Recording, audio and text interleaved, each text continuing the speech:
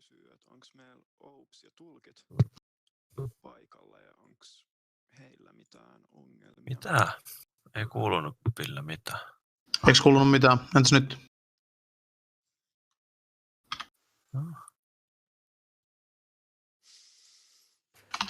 OPSilta yritän ainakin olla paikalla. Toivottavasti sitä kuuluu. No niin, kokeiles nyt vielä. Entäs nyt? Joo, mulla taas, en tiedä, oliko mulla väärä toi auto. Joo, mulla on uusi eri ääni, tai mulla on toi USB-äänikortti nyt. Joo, mä ajattelin, että mullakin saattaa olla mekin just vaihaan tossa. Mulla oli kyllä default tuolla, mutta nyt kyllä kuuluu. Kokeilin vaihtaa noita inputteja, että ton muovon mukaan mä käytin tämän mikin omaa äänikorttiin. Hei, OPSilta terve. Kuuluuko nyt? Hyvä. Kumpikas aloittaa? Ei ihan miten vaan. Se on 10, on tässä vielä muutama minuutti aikaa. Joo, vaan kannattaa. Okei.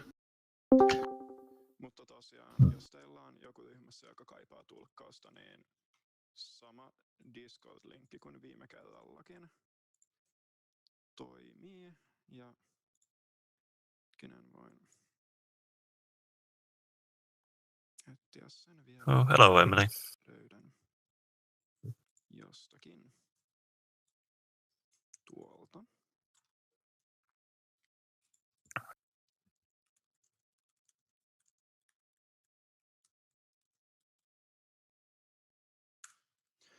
Yes, so if you Hello. Discord link in the chat once more. Or once again. Ja tosiaan käydään tässä vielä nopeasti ennen kokouksen alkua. Can you both hear me fine? Perusasioita. 1. Testatkaa kaikki tai checkatkaa kaikki osallistujat, että teillä on joo. Näin. Voin tehdä ton. Checkatkaa kaikki tosiaan, että teillä näkyy toi raise hand-komento ja laittakaa vaikka chat. Just check that you have the raise hand functions on. That you can see it and let me know if you can't. Nättiä, tää näyttää siltä, että raise hand-komento löytyy tällä kertaa. Yes, people seem to have the raise hand function turned on.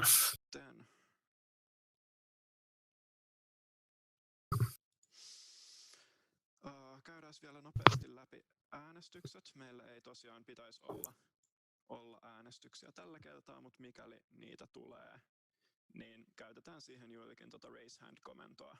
Eli teille tulee näkyviin tosiaan siinä vaiheessa, jos äänestykset... Yes, if we have votes, we will use the raise hand function for that. Sitten mä kysyn ensin But we probably won't have votes today. Ja ääntenlaskijat laskee nämä äänet ja sen jälkeen kaikki laskevat kätensä, minkä jälkeen tulee ei-äänet ja sitten lopuksi tyhjät äänet samaan tapaan. Mutta tosiaan tänään ei pitäisi tulla noita. Tai ei lähtökohtaisesti ole äänestyksiä vuorossa. Sitten tosiaan chatista vielä sen verran, että... And about chat. It's called chat. It's not for general chat. Mostly for requesting the floor. Kaikki puheenvuoropyynnöt, koska tosiaan toi raise hand-komento on käytössä muihin tarkoituksiin tänään. Eli sinne voi kirjoittaa mitä tahansa comment tai PV tai puheenvuoro tai mitä ikinä, kunhan mä saan selvää, että teillä on jokin asia, minkä haluatte tuoda esille.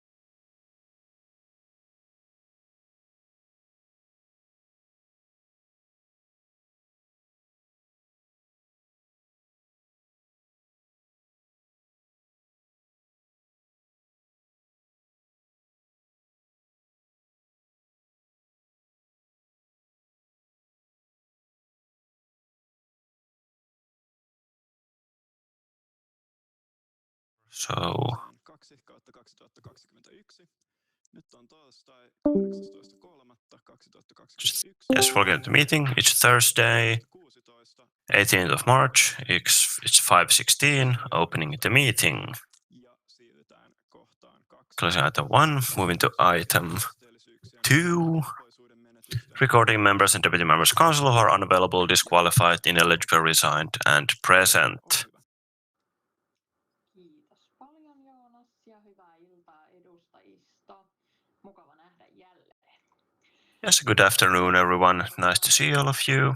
Nimenhuutoja. Let's start with the roll call. We start with Kem first. Paikalla. Antikainen, present.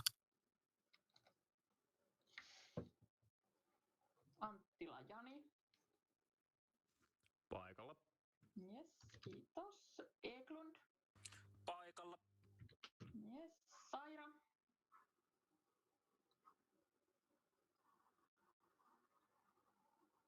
Saira. Saira. Kimmo. Saira Kimmo. Yes, present. Haavanlammi. Yes, Soljanta. Paikalla. Johnson. Johnson.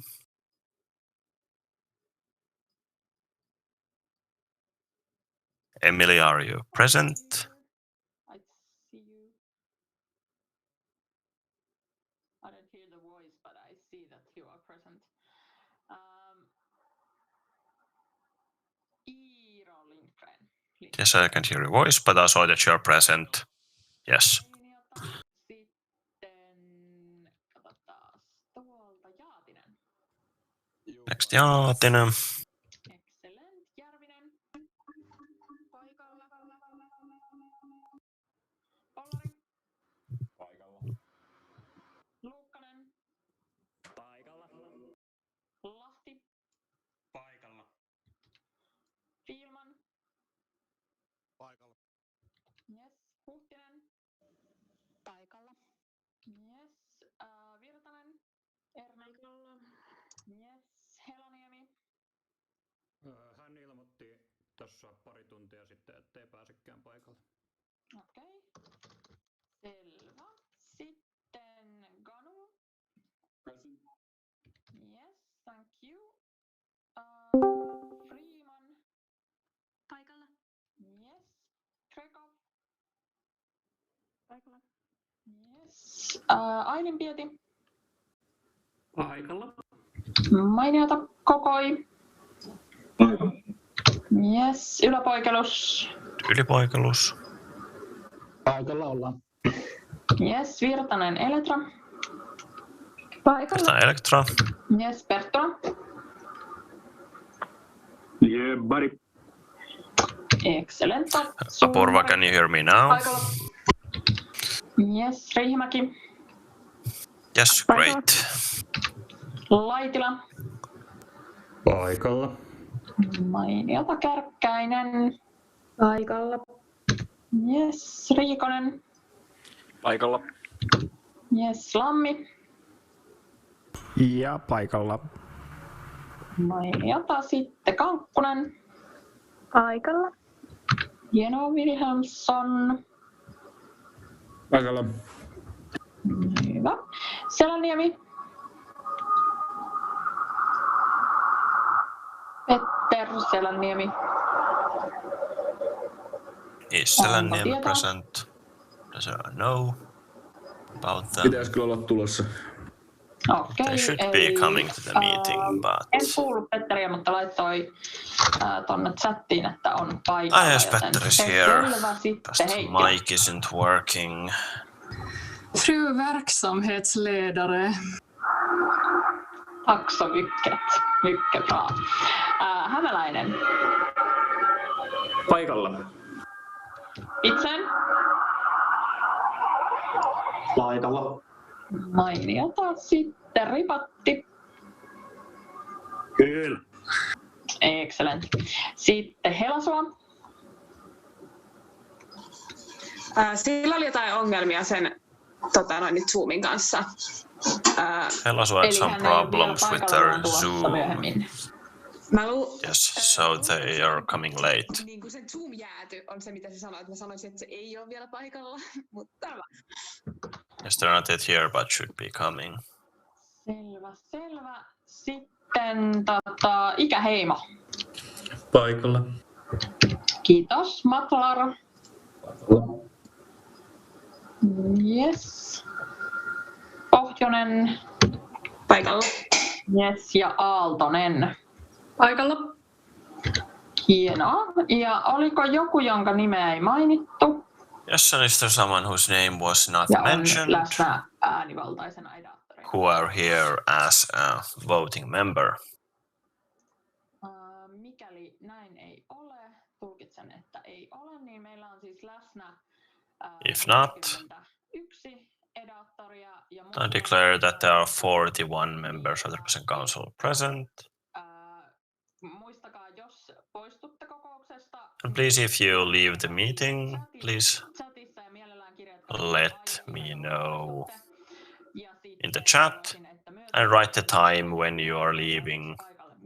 And if someone kertokaa myös siitä is coming here late or someone will replace you, please let us know in the chat. Mukavaa kokousta. Yes, thank you and have a nice meeting, everyone. Se oli 41, vai mitä? Yes, 41 members present. Juuri näin. Puhun tänne Yes. ilman mikkiä. Mahtavaa, kiitos. Todetaan, että paikalla on 41 edustajiston jäsentä. Todettu. 41 members of the Representative Council present. AY:n työntekijöille Grant the right to be present to speak to them, AYYE employees, board members, chairperson, OPS members, and interpreters. Also for item 8, grant the right to speak to Konstantin Kosmachev from SYL. Anyone else who need to be granted the right to be present or the right to speak? Tulkitsen, että ei ole. Apparently no. Suljetaan kohta 2. Closing item 2. Kohtaan 3. Moving to item 3, recording the lawfulness and quorum of the meeting. Kokous on laillinen. The meeting is lawful when there are at least 25 members of the Representative Council present and the chairperson. The invitation to the meeting has been sent 7 days prior to the emailing list, official bulletin board, and on the Student Union website. And if these conditions are met, the meeting is lawful and has quorum, and our regulations do not prohibit organizing a remote meeting, even though they do not explicitly support it. So now, when we have the temporary legislation in place, it's not directly related to us,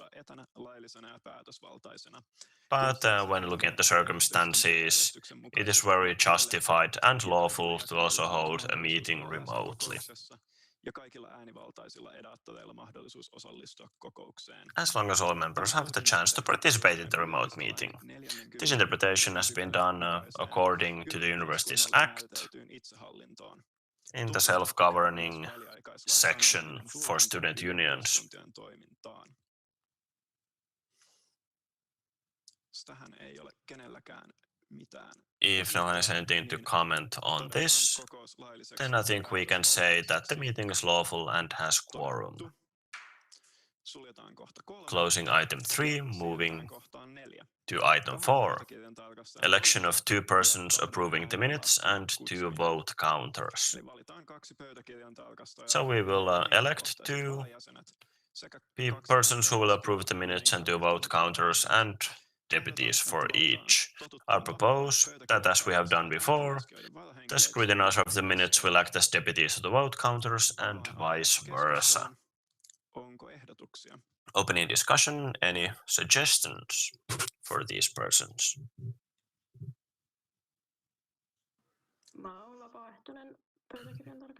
I can volunteer as a scrutinizer of the minutes. Excellent. Mäkin voin olla pöytäkirjan tarkastaja. Yes, I can also act as a scrutinizer. Virtanen Heikkilä.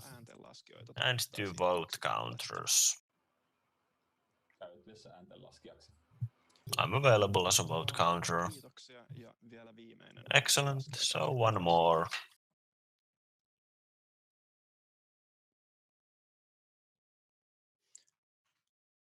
Hiljaiselta vaikuttaa, joten Seems awfully quiet. Elena, do you want to viimeistä propose ääntenlaskua. someone?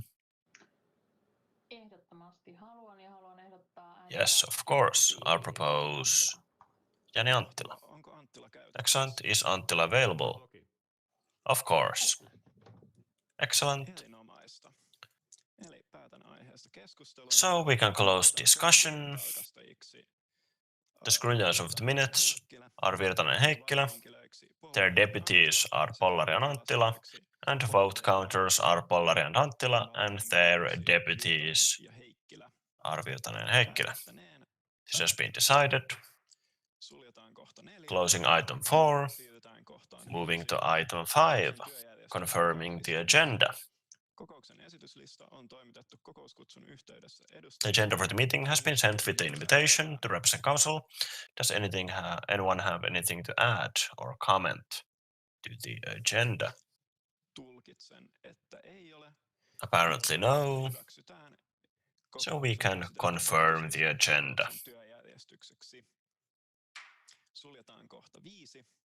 Closing item 5. Kohtaan 6. Moving to item 6. Announcements. Ja avaan aiheesta keskustelun. Onko ilmoitusasioita? Opening discussion. Do we have any announcements to make? Ja ensimmäinen puheenvuoro Yläpoikelukselle. Yes, Yläpoikelus.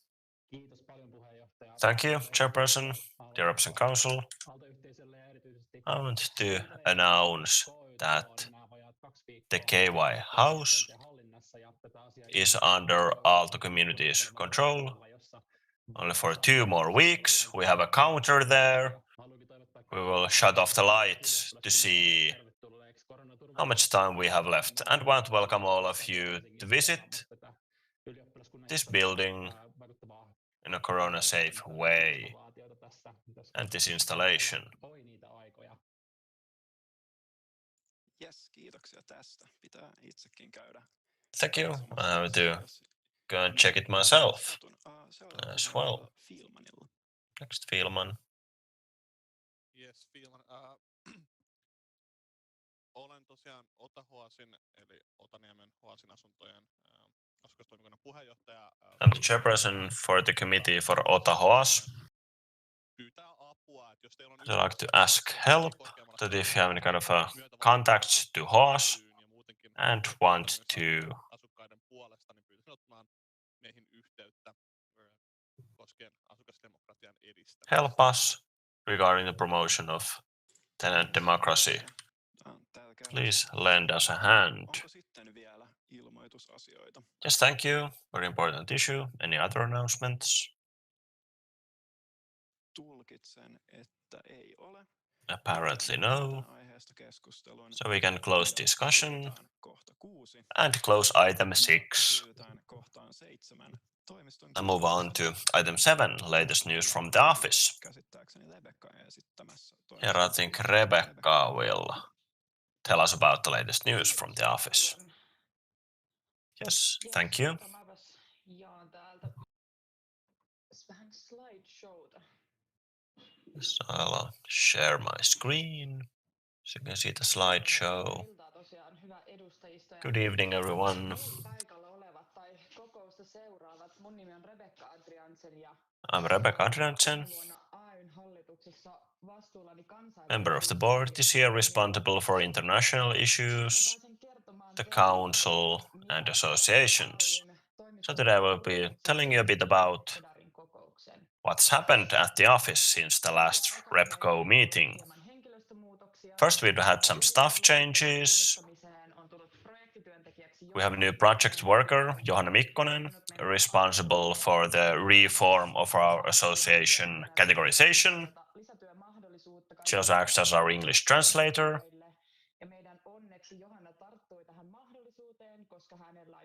Johanna kind of took this opportunity because she also well versed in our activities, so it's faster to orient her to this task.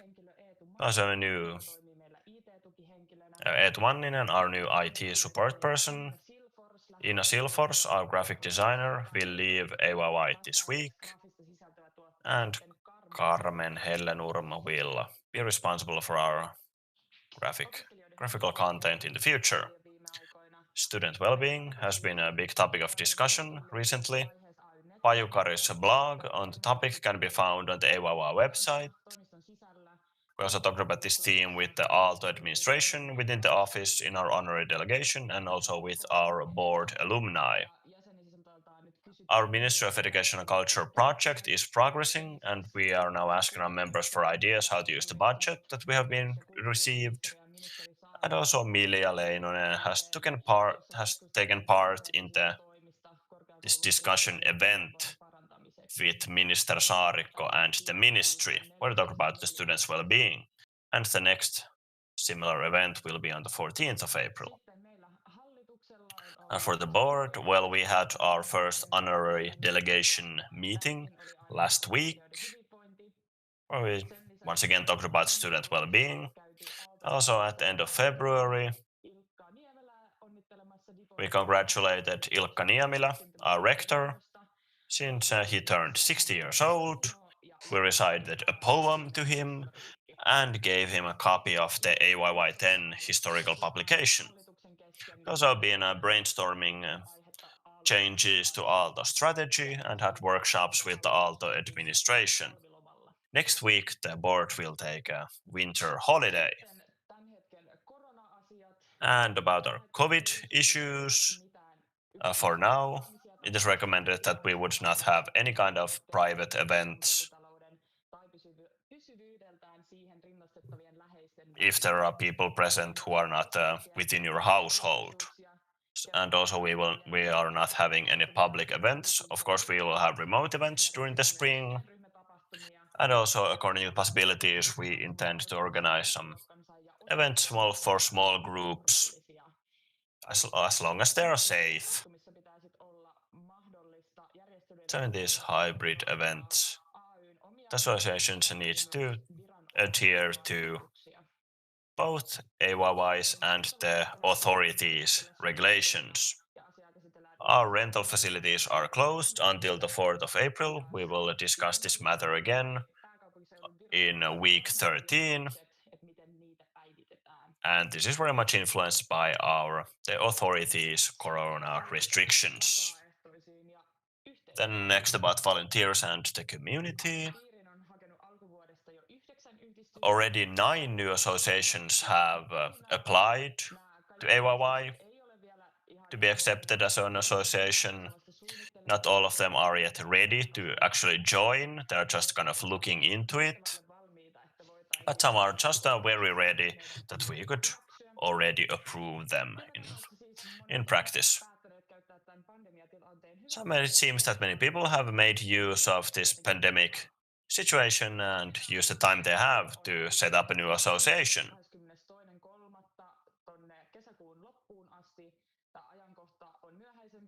And the application period for operating grants will open next week, and it will be open for much longer than before. Now, because our emergency law also affects our Associations Act and the workload we have, so that's why we have extended this application period. Of course, we'll also communicate you and the association clearly about all these changes. And about a remote Vappu 2021, the planning is well underway. We'll try to come up with engaging remote events and also make it possible for associations to hold their own remote events. We sent the order for the cap to Valmons, and we've started the updating process on our scholarship regulation. We'll ask for ideas from the members of the scholarship committee about the updating process. Also try to take any kind of problems into account with the regulation. And in the spring, we will try to organize remote events and try to scale them up into hybrid events if possible. Because we felt that it's not motivating to hold only remote events, but also it's not reasonable or responsible to plan organizing events that we would have to cancel. if there's no remote participation option. So we think that it's easier to add these hybrid events to remote events than vice versa. Also, anniversary party that we planned to hold in May, we will have to postpone them to the end of the year, and we will communicate about that more once we have more information. Then advocacy and communication news. The report on the administrative autonomy of universities has now been completed, and the group who did it did not recommend any changes to be made to the Universities Act.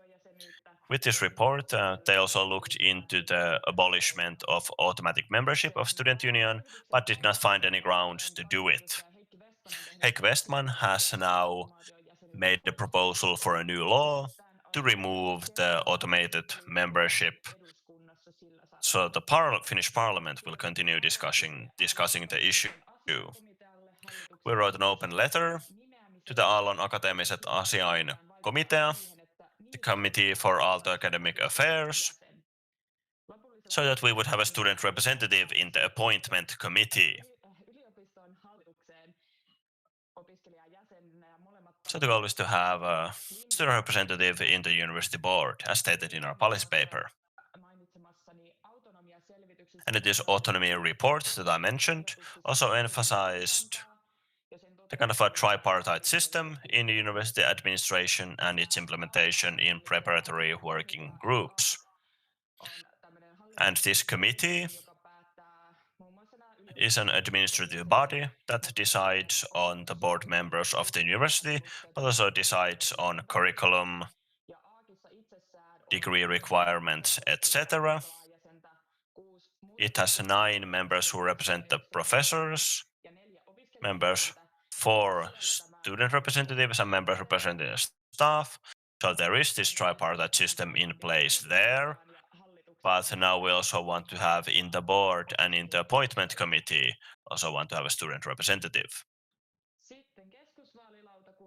And then about the Central Election Committee, it has been appointed at the board meeting 10/2021.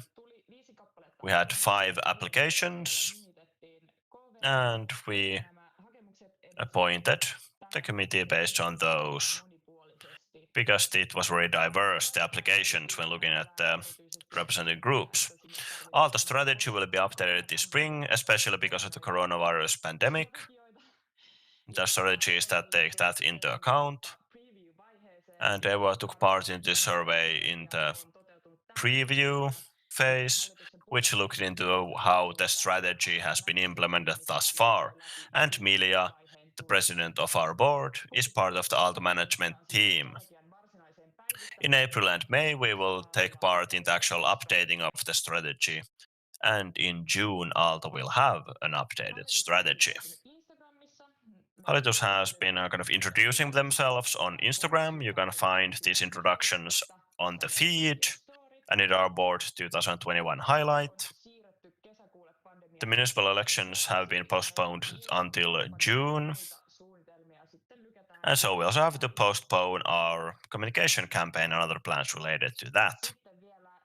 And then, shortly about our services. We've negotiated with Securitas about the service for opening doors if they have locked themselves out. And once we have all the details down, we will communicate to tenants about this. And then for the application period for autumn's facilities, we are preparing for that. And we can expect that next autumn many associations and other parties will want to organize events also in our facilities. So I want to make sure that everything goes smoothly during this application round. Currently, our service office is closed. It's open only for people who move houses, but we provide service via email and telephone.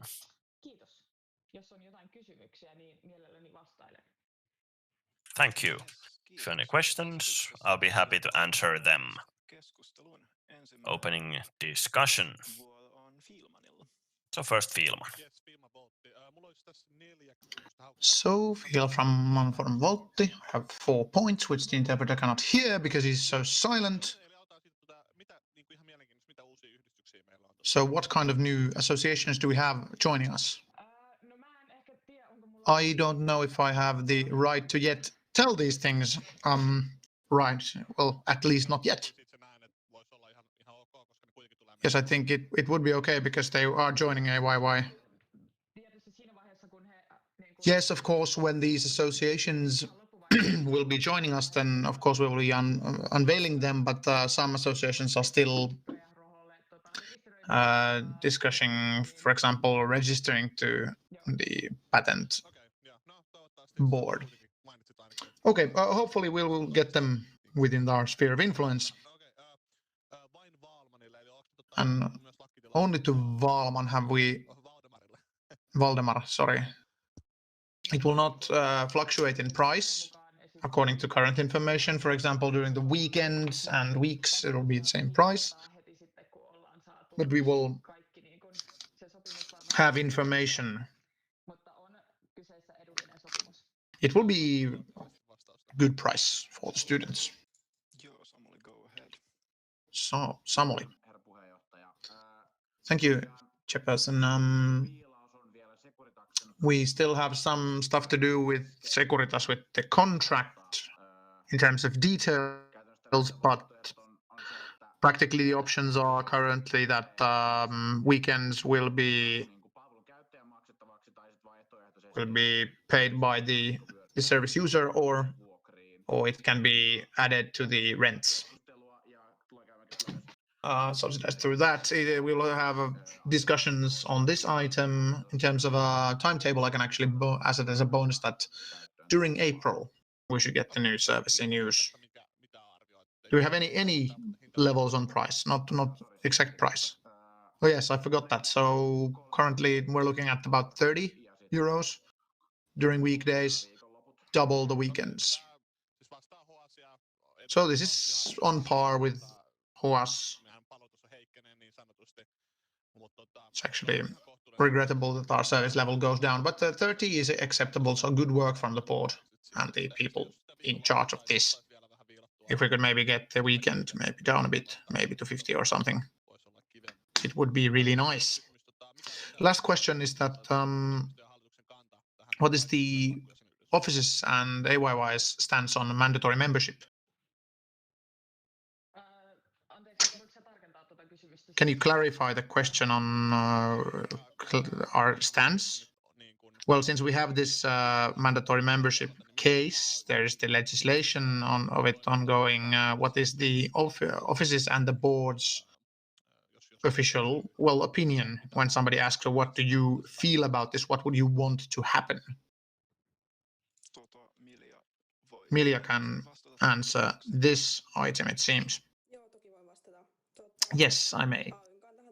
AYY's option comes from our policy paper. We are for the automation membership, like most student unions. We have discussed the new report with the leadership of the university, of course the rector and the development chief. We are thinking of the concrete next steps and of course looking at what happens in Parliament. The report that was published, that is online as well, it's quite broad, but also has a lot of detail. Currently, we have the hunch that we will not have any measures regarding this very soon because this is very fresh. We have this data, but we will be monitoring the situation. Thank you. I also had that information on the hat things as a comment. Hopefully, we will get more competition to the hat thing so we can get the prices down. But thank you for the answer. Yes, did we have anything else? Questions or comments?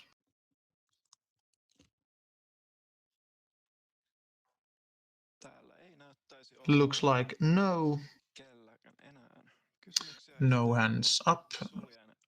Closing discussions, and we will move to decide with the motion being that the council decided to record the latest news from the office.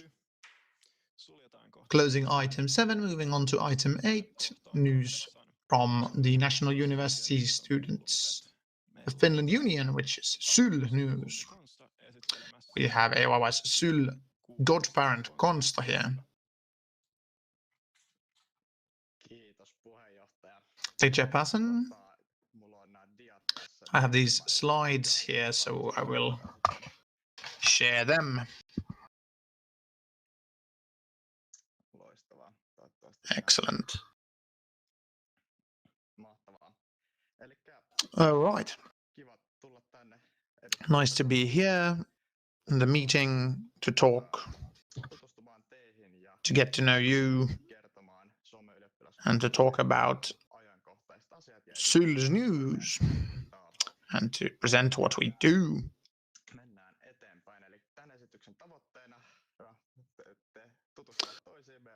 The aim is to get to know each other and to find out what each other of us do.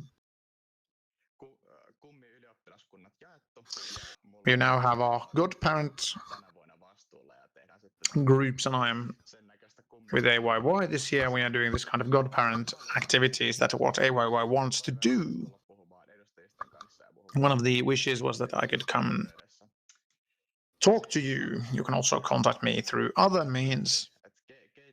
So, who are we? Who is in SYL's board this year, and what kinds of tasks do we have?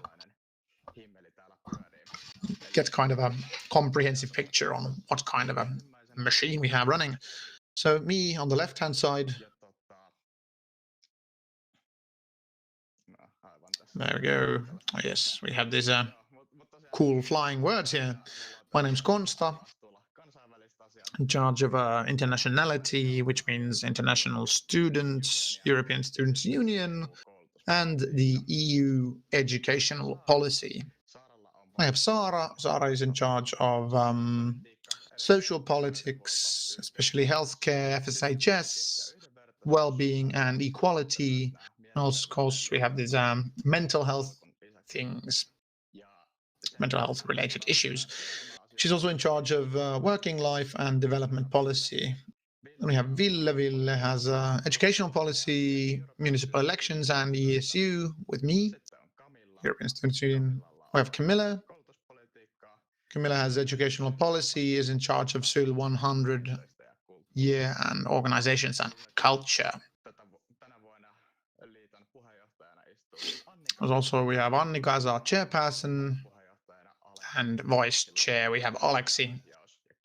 Aleksi has our ownership structure and language policies, in addition to being vice chair. Then we have also Akseli, who's in charge of our social politics, together with Saara, and is in charge of social politics issues such as subsistence, environment, and student life.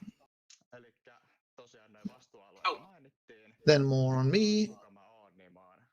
And who am I? I'm a third-year student from our very own university, from Tuta. My own background is more on the startup world and also communication. So I've been in Slush and other ecosystems. I've been running around there. Also involved in the fund, the inventors, and also done some communications. And I've also sat at the AYYE Repco as a standing member for Vapaus Valita. My free time mostly is about frisbee and racquetball games. They're pretty corona friendly. You can keep good distances and be outside. So what is SYL? SYL is the National Union of university students in Finland, set up in 2021, and through our membership organizations, we represent about 130,000 students. One of our organizations are you, which is AYYE. We are an advocacy organization. We defend students and their rights, fight for the students' better tomorrow. Also organize a general assembly where we decide on our regulations, budgets, policy papers, and plan of work. Our everyday is run by staff. We have 11 members in staff, in addition to which we have the board.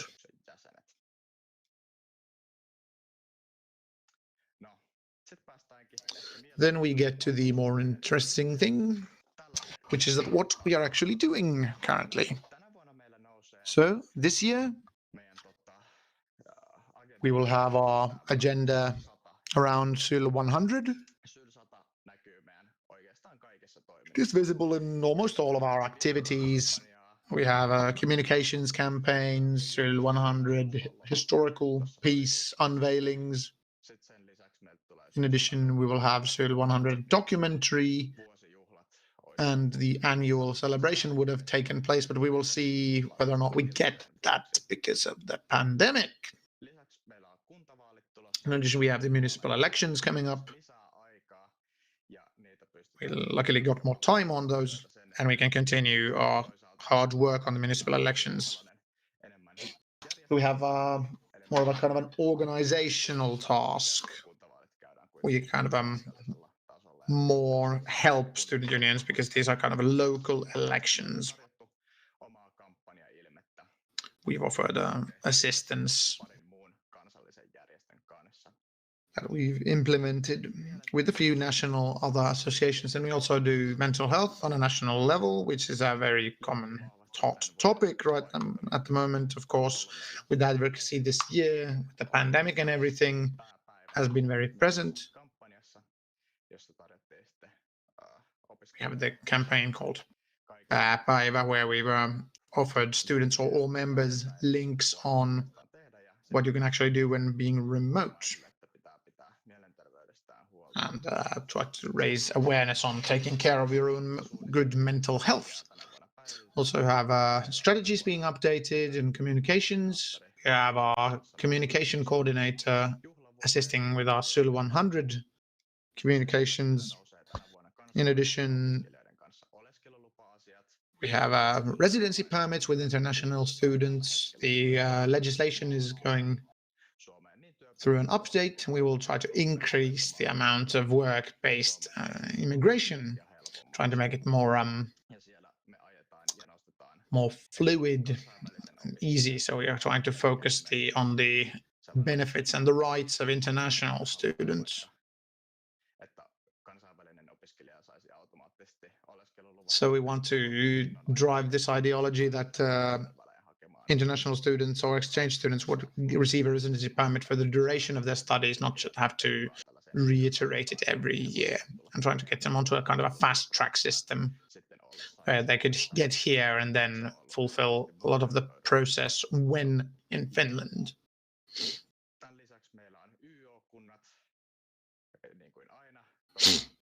Then we also have student unions as our focus group. We are trying to develop our godparent activities despite the pandemic as to the best of our ability, and trying to have these kinds of situations to keep all of you updated on what is current. Also discuss, keep dialogue up. The entrance exams, we have the Vol 2 entrance exams. So try to affect so that we can organize these in a safe, healthy manner. Also, we have the international students issues on entrance exams. It's also that we've had a regrettable lackluster in terms of starting foreign students. People are not moving, people are not going abroad. So we're finding out what can we actually do in the post-corona world to develop exchange ships for the better. With the military education and culture participating with this project as well. We also have this halfway checkup, checking on what we've achieved within this 2 years, what resources will be used in the upcoming 2 years. There we will have our own advocacy plan in place.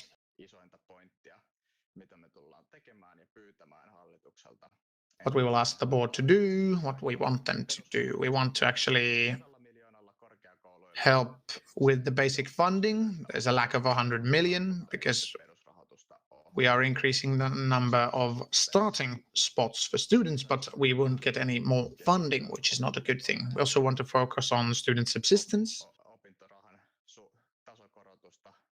and to increase the number of student allowance months and the monthly student allowance. So these are our targets. Also, our third point is mental health related issues. So we want the Therapia Taku campaign to succeed and to have enough resources to do so.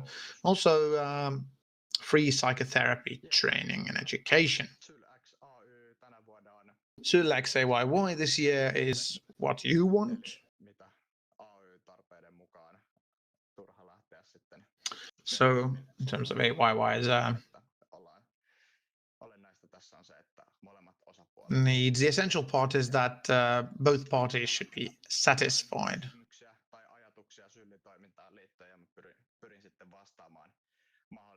If you have any thoughts or questions, I will aim to answer them to the best of my ability regarding any subject.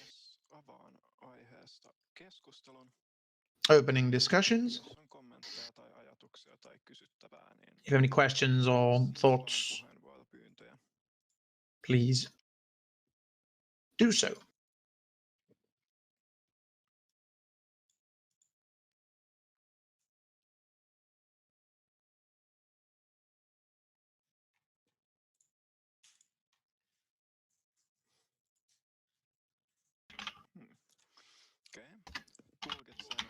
I interpret that there are no questions, so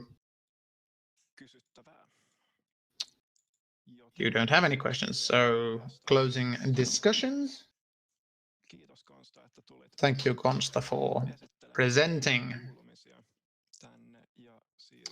To tell us about what happens at Sulu. We will move to decide. The motion is that the council decide to record the latest news from Sulu. Decided.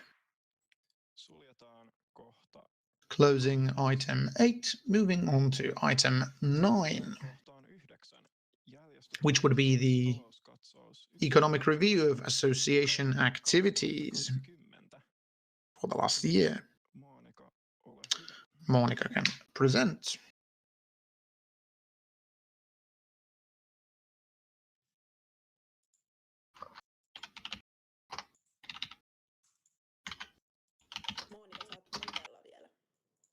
You're on mute.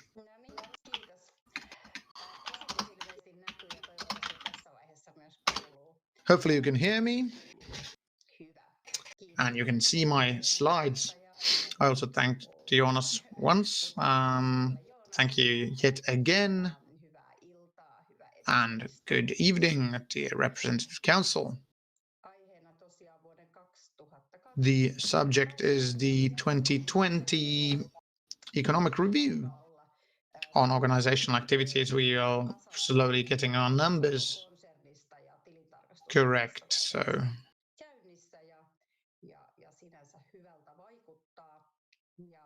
everything seems good. We are still delving into organizational activities.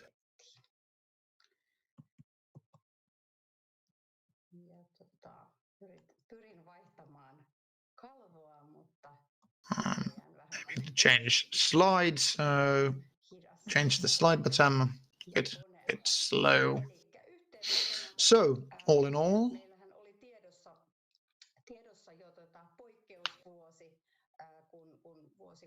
we had the pandemic year in 2020. We knew that this would be the AYYE 10 annual celebratory year, and we had also requested from the RepCo that we would get the part in terms of budget that would go over the frame. So, of course, we had an exceptional year that everybody knew. The coronavirus had a large impact on everything economical, but surprisingly little in terms of comparison. We have our pretty standard incomes and expenses, so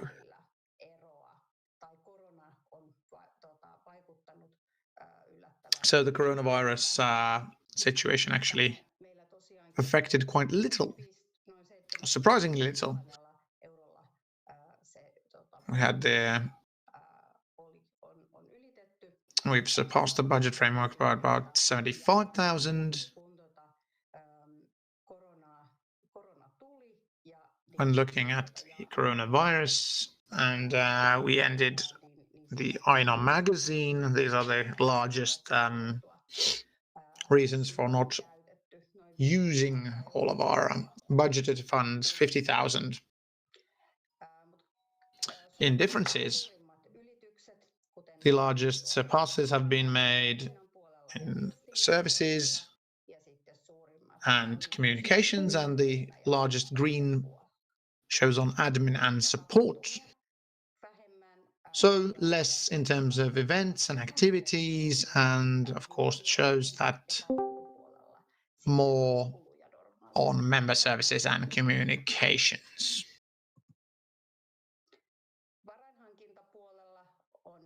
In funding, very stable. You know how much members we have or we will have. We received about 8,000 more in membership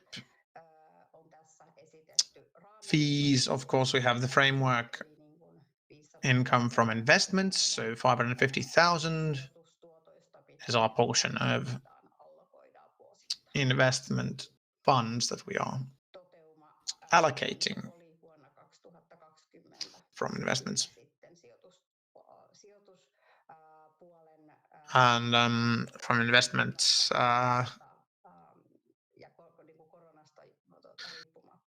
we had actually a good investment income despite the pandemic.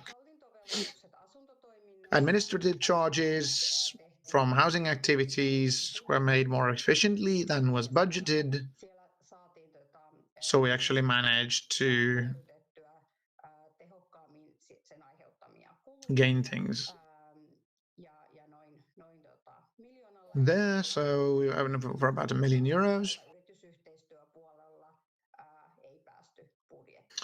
On corporate sponsor agreements, we couldn't reach the budget. So 2021, we decided that the budget will be incorporated into the general budget for operations.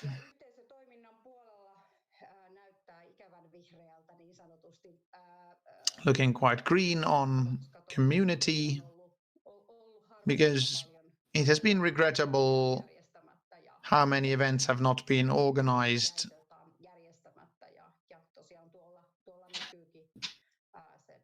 You can also see the largest change in community activities.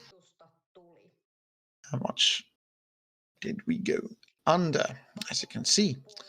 In advocacy, of course, we had personal costs and common costs, especially that of common costs. We had less of those. And that we've had events that were not organized. And of course, sustainable development allocated development funds have not been used.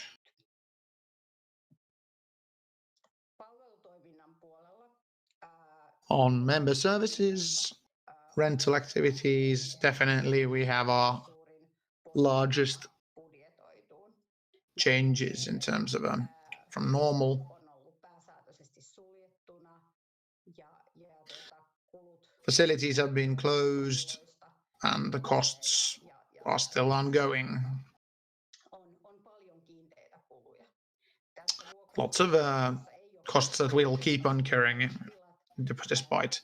This does not include or does include all of our single rent spaces. So here you can see that the coronavirus strongly has an effect here. And as we all know, facilities are currently closed. So the trend is ongoing this year as well. Also, the Aino magazine was budgeted, so last year that 75,000 would have been the yearly budget. And of course, the survey costs are shown here. In administration, we've had lots in the green. So the discrepancies come from the side of personnel costs. We're over. We had 2 administrative chiefs, which was actually good when we had the coronavirus. But you can see they're as I said, passing of the budget. Also have less office costs than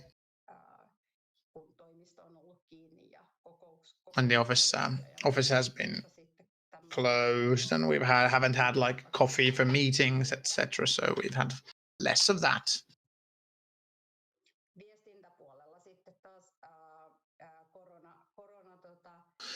On communications, the coronavirus affected definitely some. We needed more communications. Of course, translations were needed more as well. And also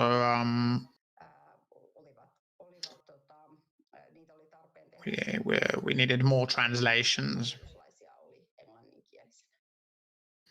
with board members being English speaking.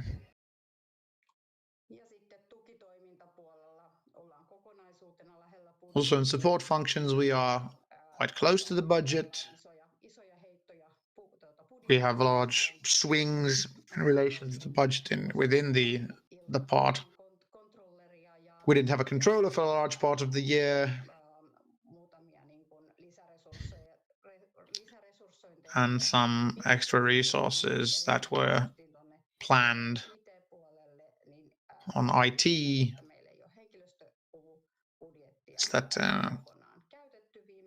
we didn't use the entirety of our personnel costs last year, and also in terms of finance, we were doing more surveys than we had budgeted.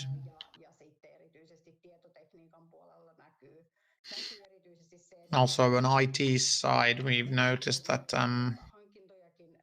we've made purchases despite of the pandemic, but also our accounting practices have changed.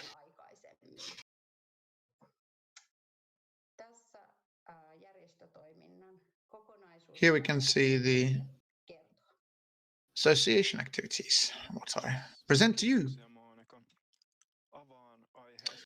So, thank you, Monica, opening discussions. Any questions or comments on this presentation?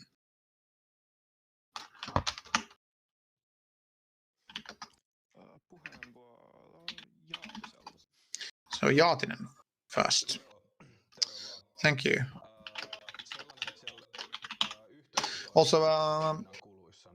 We had in community costs, we had lots of green, but also one red, which was like double. What does that include when it says common costs? Double the cost during the pandemic. This column shows lots of all common joint costs. For example, we have a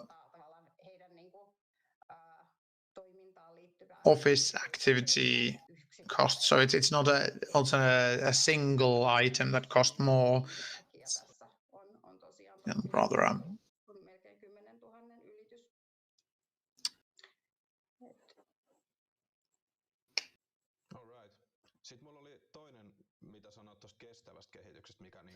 it's also about sustainable development. That was something I noticed, which is why couldn't we implement the sustainable development targets? We wanted more of that. Why was it not possible in the end? Well, especially we've had good knowledge internally, and we've noticed that we've done a lot on our own. Also have on the housing side, on the real estate side, we've started to plan consulting. It was used in some of the projects. The aim was to implement consulting in sustainable development. So the lines are open and the reporting side is still there. But of course, the pandemic affected this very much. So this kind of a coordinated purchasing of consulting requires lots of planning and preparedness. And the pandemic had a large impact on it. So hopefully we will have a better future with this.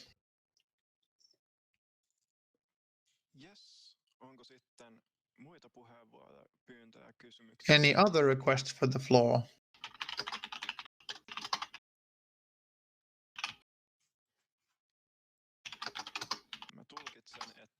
I interpreted that no. So closing discussions, and we will move on towards to the motion. The motion being that the council decided to record the January to December 2020 economic review of association activities.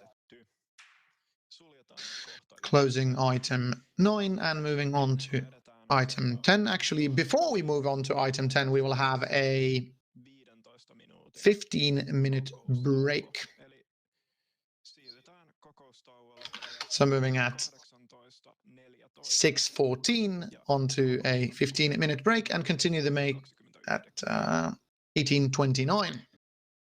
Thank you.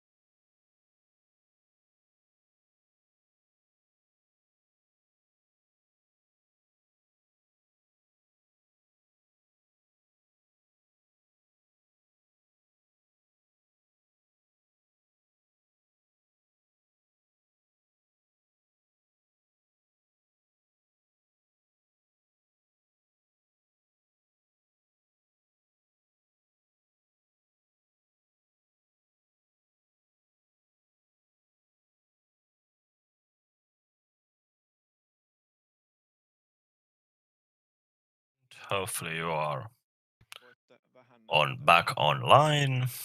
Give me a reaction if you're here. Ihanaa. Yes, wonderful. Joo, näyttäisi siltä, että porukka on taas paikalla. Eli Yes, people seem to be back online. tauolta So, coming back from the meeting break 18 at 6:30, ja siirrytään kohtaan 10. moving to item 10, the preliminary discussion on regulation amendments. Elina. Kiitos paljon. Näkyykö, kuuluuko? Yes, thank you. Can you see and hear me? Eli tosiaan Yes, fantastic. So it's the preliminary debate on the regulation amendments. Jos mietitte, että löytyykö And the presentation. Yes, you can find the presentation also on inside. Kokouskutsuliitteenä, esityslistaliitteenä on ollut ne itse dokumentit, missä on. And the actual regulations have been sent attached with the meeting material. Suoraan eteenpäin heti, kun mä saan mun nuolinäppäimet toimimaan.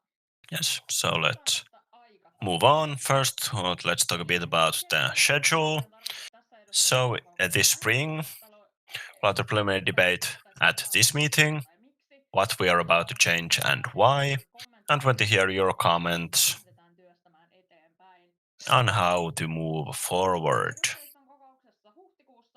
And in the April REPCO meeting, we intend to have the first approval for the student union bylaws, then preliminary debate about these rules of procedure, election bylaws, administrative economic regulation.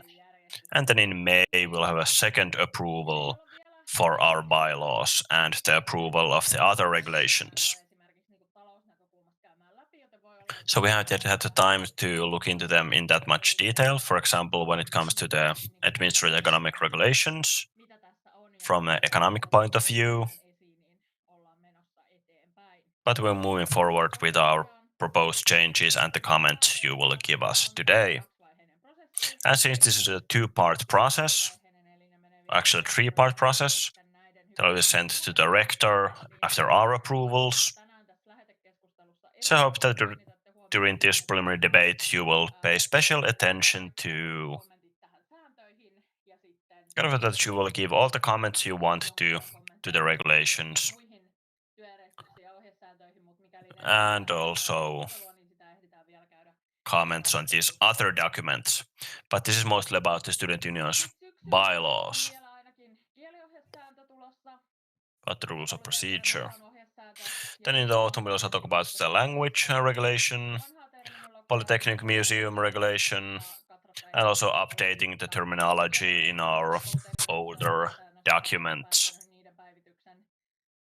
Käynnistämisestä ja siinä toimintasuunnitelman yhteydessä, eli molemmista on omat prokkiksensa toimintasuunnitelmassa. And we'll have several projects for these in the action plan. Sektoreiden valmistelulla enemmän, eli nyt ollaan menty niin kuin hallintovalmistelulla näihin sääntömuutoksiin. Now gone with administration first in these reforms. So what are we about to change and why? So let's start with our student union's constitution. So with the previous change, there are some kind of erroneous references to individual sections. For example, here, where there's a kind of a erroneous reference, it should be section 34, as it says section 33. And then we take them to a lawyer for their comments. So make sure that our kind of references to the law, to legislation, are correct. And in our constitution, it talks about the election eligibility, section 6, and they're kind of conflicting with our election bylaws. Because in the bylaws, it says that members of the Central Election Committee cannot run as candidates for the REPCO elections. And if we want it to be thus, we should specify this also in our constitution. And we would like it to be this way, because it's important that the Central Election Committee is as impartial as possible.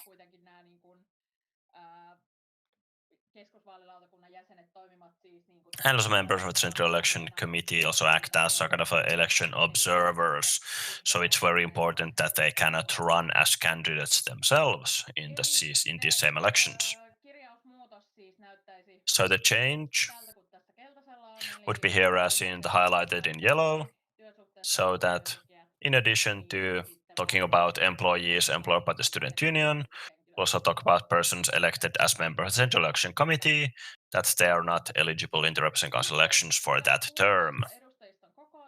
And section 16 in the Constitution about the meeting of the representation council. So we have proposed that instead of talking that we will convene annually before the first day of December, that we will change this to the 20th of December. This is because that we could approve the budget also in the December RepCo meetings. Because, for example, last year it would have been good if this would have been possible.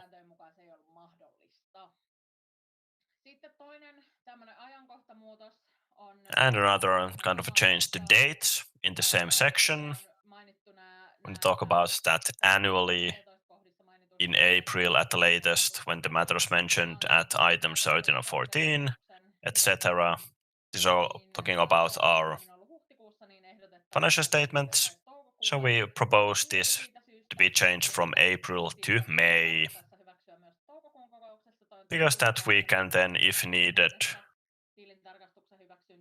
the RepCo could approve these documents in May, which should give us more time. Legally, we could postpone it until June, but we thought that it would be better that we don't have to hold a RepCo meeting in the summer anymore, so that the last meeting would be in May for the spring. And also another issue that was kind of a big incentive for doing all the reformation process is for this about remote meetings, so that we would add this kind of item that says that we can have meetings in an electric environment, and that these meetings would be kind of lawful and have quorum.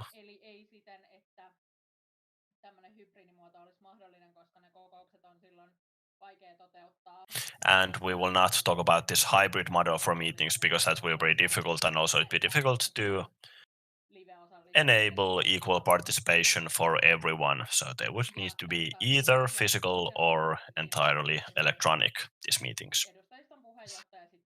So the chair of the representation council may decide that whether it's a kind of a live meeting or a remote meeting. But in practice, also very many other persons and bodies also think about this together. It's not up to the sole discretion of the chair. But of course, the chair is responsible for sending the invitation. So that's why we only mentioned the chair here. This kind of by default, we think that when we send the invitation, then we will know and communicate to members whether it's a live or a remote meeting. Because in the invitation, it needs to state where the meeting will be held, and it cannot be changed after sending the invitation. So that's why it's important that we would know what kind of meeting we will hold when sending the invitation. And then about section 38 in our constitution, about our membership fees and the FASHS, we remove everything related to the student healthcare to FASHS, since we're not responsible for collecting that fee anymore. And we also want to add that we can decide to exempt the student studying in joint degree program from the membership fee for the period when they study at another international university and are unable to take advantage of the benefits of AYYE. Then the board could decide that they could be kind of a granted exemption from membership fee for that year, since they don't receive any services for their money. And then also in the constitution, in chapter 13, specific stipulations, or actually chapter 12, we would want to add this stipulation about our museum, that we have one, what kind of museum activities we have. And the idea here is that then we could apply for a grant from the Finnish Museum Authority and thus get more funding for our museums. And this means that we would need to have this kind of that what we will do to our museum items if we have to dismantle our student union. So we are thinking of adding this either to specifics, this under the specific stipulations.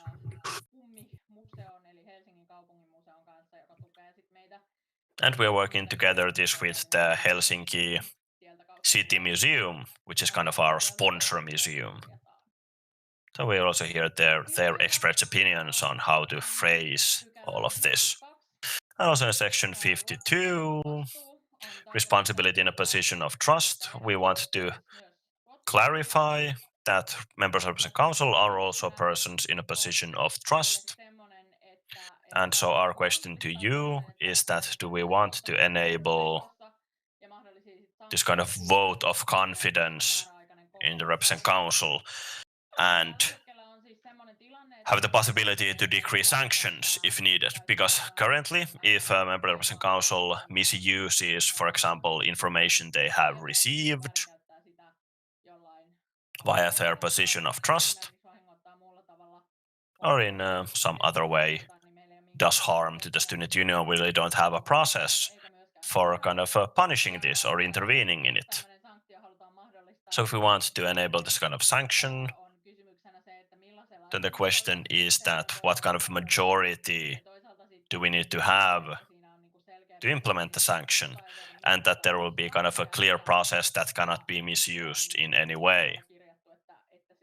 And that will be written here so that it cannot be, for example, to silence the voices of a minority in meetings. We received a lot of good speeches about these changes, and based on that, it would seem that you would want us to implement this kind of a tool, but we really need to clarify and specify this process more and talk about how big a majority is required. Is it 5/6? Maybe that would be better than 2/3.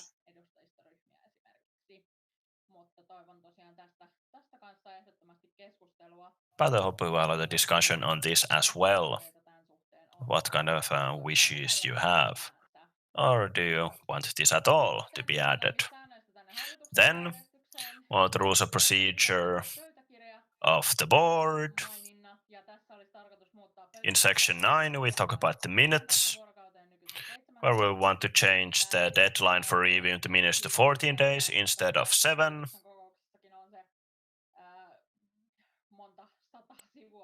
Because there will be many kind of 100 pages, since there are appendices also from other bodies. So maybe it would be better if there would be more time for reviewing the minutes than just 7 days. This doesn't mean that it would kind of delay the publication of these minutes, because it says in our constitution that the decision needs to be put up to the bulletin board within 7 days, and we can do this in a way that we will have the kind of a list of decisions for board meetings as we have done for REPCO meetings. And in that way we would post up the decisions made by the board even faster than now. And here you can see in the highlighted in yellow the changes or the additions.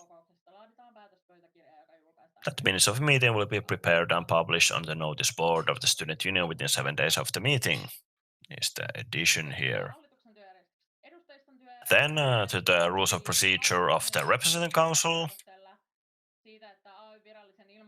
We have now for now decided that that the location of our official bulletin board is online at insight.ayy.fi. And then we want to change the sections that talk separately about bulletin board and the website. So sections 8, 12, and 13, where it talks about both the website and the notice board. So it changes so that we will only talk about the notice board, which would be this website in essence. And also section 9, it erroneously refers to section 48, even though it should refer to section 49. This is related to initiatives, so they just changed the number 48 to 49. And more from this document, section 17 and 18, decision making and election. We want to clarify how in remote meetings we will proceed, especially when it comes to votes. The secretary will confirm the ballots with a signature or a stamp in physical meetings, but here we want to add a provision that says that how we can confirm them online in remote meetings via the electronic voting system. We have already done this. So I have managed the system as the secretary of the meeting and verified the votes cast and given them the ballots, so to speak, to the counters of the votes. Then we have the administrative and economic regulation. Here the biggest change is in section 9, where we talk about the executive director and their tasks. So that, because it says that they are elected for 3 years at a time, in practice we would do it so that we would have a 3-year fixed term contract for the executive director. And there needs to be legal grounds for such a fixed term contract. For example, temporary need for labor, certain project,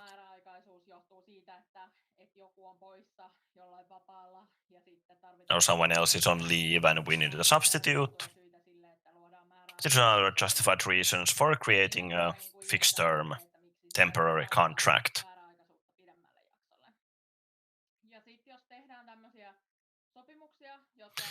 So if we make this agreement made by the employer, and there's no justified reason for doing it just for a fixed period instead of indefinitely, then it's kind of it's not kind of official because it's against the legislation. And also using several kind of interconnected temporary employment contracts is not permitted when there's actual need for a permanent post, because we could say that we have needed an executive director or secretary general all the time, even though the term has been 3 years.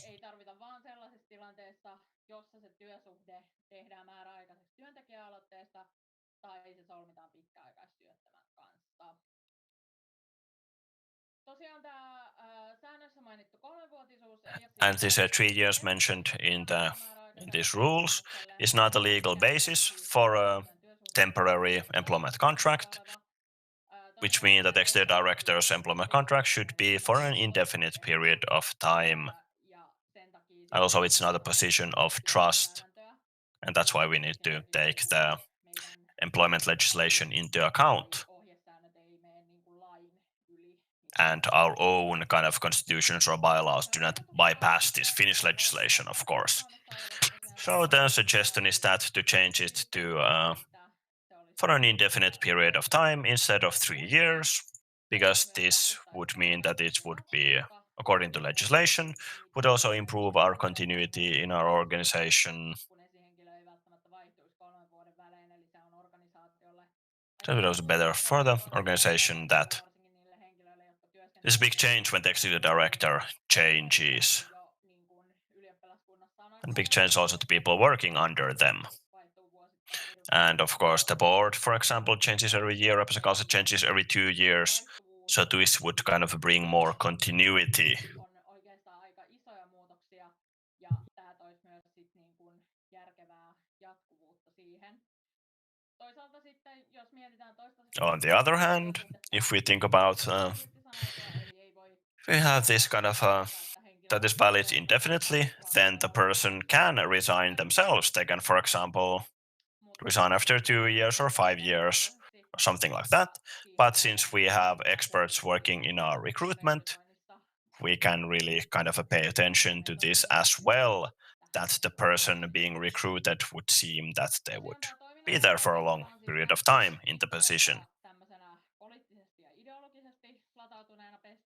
This executive director has seen, a secretary general has been seen as kind of a very political and ideological post. That's why it has this 3-year period, and it also brings this kind of positive variation and turnover to our organization, not get stuck in a rut, so to speak. Also, this temporary form of the contract also affects what kind of people apply to the post, usually young people at the start of their careers. Of course, this is maybe seen as positive, that the person is more kind of closer to AYY's members still, since they still remember what it was like to be a student. Also, there are the negative sides for a fixed term contract. Kind of other people need to take more care of this continuity in the organization, because 3 years is a relatively short time.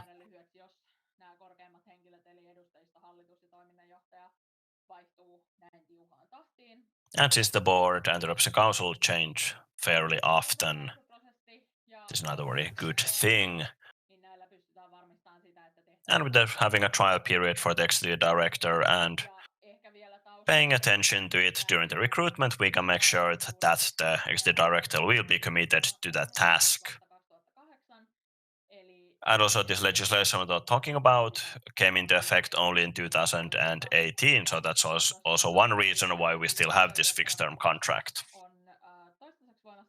And in other student unions, except for who have this indefinite period of time contract.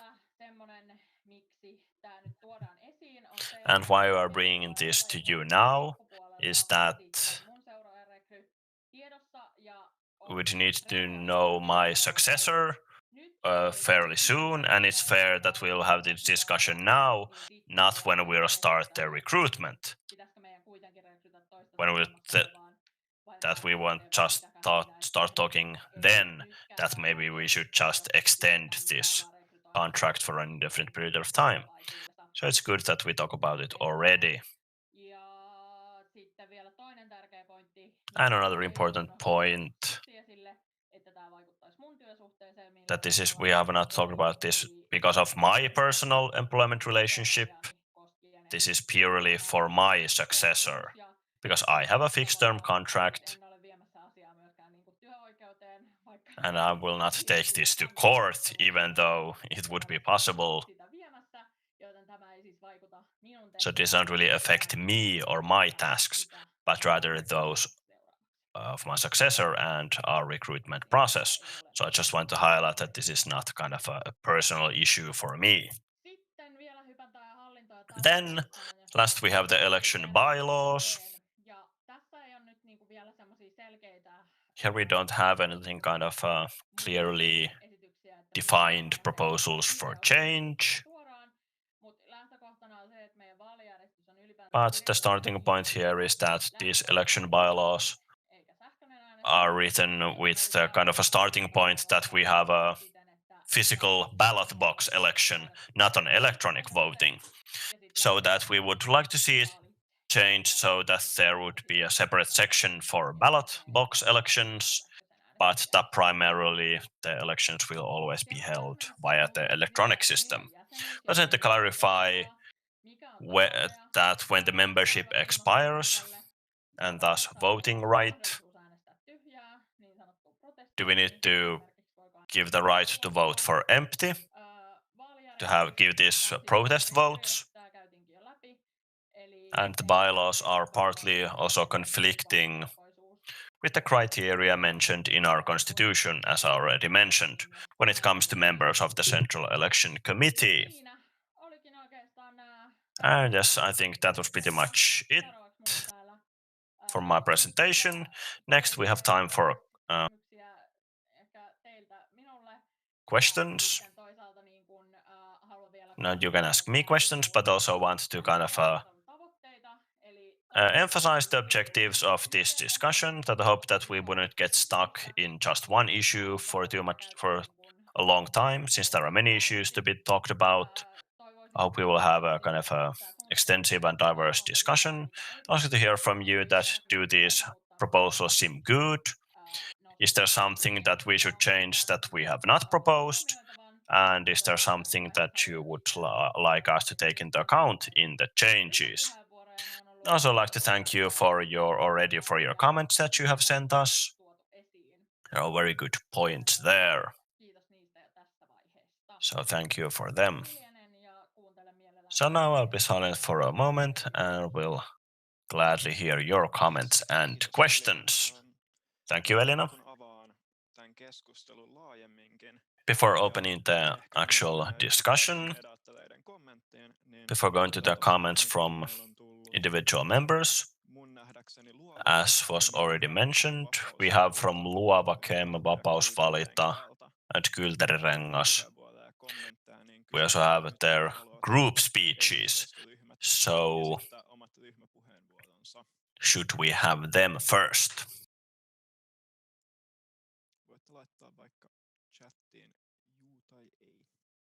You can ask yourselves if you want to present them now.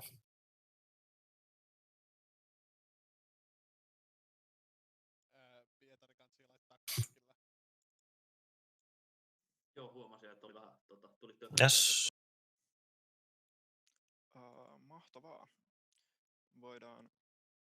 Excellent. We have the group speeches first. Or maybe we could do it in the order that they have been sent. So opening discussion. First, we have Luova's group speech. Hello, I'm not sure if I was the first in line, but I will not reiterate our opinions from the PDF. You may read them from the PDF, but what was proposed is that changing the majority to this 5/6. We've been discussing this together and we feel that we can change it, though we didn't have a kind of a very strong opinion to this. I think Vapaus Valita made the option that we would have a kind of a one meeting ban. But we feel that it's quite short. We'd like to see like a 3 meeting maximum. And then if we end up in this situation, we could actually discuss 1, 2, or 3. It could give kind of a flexibility to this issue. It's also the wish that the process would involve other parts than just the vote, that there would be a write-up of the process itself. Maybe we could ask about Elina that, has this been discussed that you could have some other processes before a vote? Thank you for the comments and the question. This was also discussed in the Monday group chairs meeting, and I don't see it as problematic that we would have some sort of process write-up. For example, one phrase in regulations, and if necessary, we can clarify it in the President Council's regulations. And based on the comments, we will have a meeting with our lawyer, and we will think of your points of view to this. We will try to get a good write-up in the regulations based on this. Not sure how we would actually form this, but I feel it's very, very sensible, and especially for this item, it's important that this is your tool. So these are very valuable, these comments that you are telling. We'll take these forward. So it's nice to hear that we have the lawyer present in this process, gives a legislative background. So it's enough that we can actually just give the comments or ideas, and then the lawyer will know what to write. So read the email and we will have the more in-depth parts there. Thank you.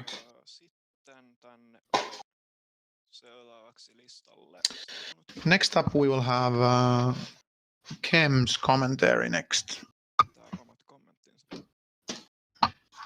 Joo, kiitos. Mä voisin Yes, thank you. kommentoida. Siinä tosiaan siinä oli niistä Comments on Kem. First, we had the electronic meetings. We feel that it was prudent, it was good.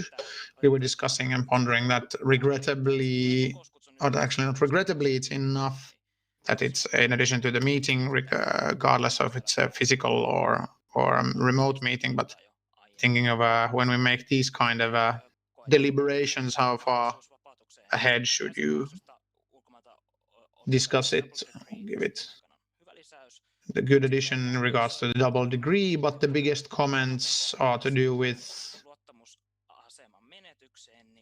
loss of trust. In this stage, we hope that we would actually also define the maximum length for prohibitions on meetings, and knowing that since this is a large or difficult decision, we maybe hope for a higher majority than 2/3, maybe even 5/6. So we would also like to hear how in the preparation you've looked at different student unions and their prior cases. Do we have any prior cases from other student unions where we maybe had some bans on meetings, etc.? Thank you. Yes, kiitoksia. Haluatko Elina vastata? Thank you. Can you, Elina, answer? Yes. So first off, when discussing timetables in terms of organizations, of course, we aim towards the solution where we will inform these. For example, this meeting, we will inform on what will happen in the next meeting, etc. But of course, in the invitation to the meeting, it should be enough. It's a case where it ensures that if we have a sudden pandemic, etc., so we can actually react to it in a quick and precise manner. The beginning or the baseline is that we will have the information there a lot before. What comes to other student unions, I've discussed with other student unions. Some have regulations that members are treated equally, some are not, depending on the student union in question. And we also have had prerequisites where they have been challenging. We've had challenging situations where some sort of procedure would be needed. What would it be? Don't know, but to my interpretation, this has not been implemented. But there have been discussions, or no, ongoing discussions regarding these updates.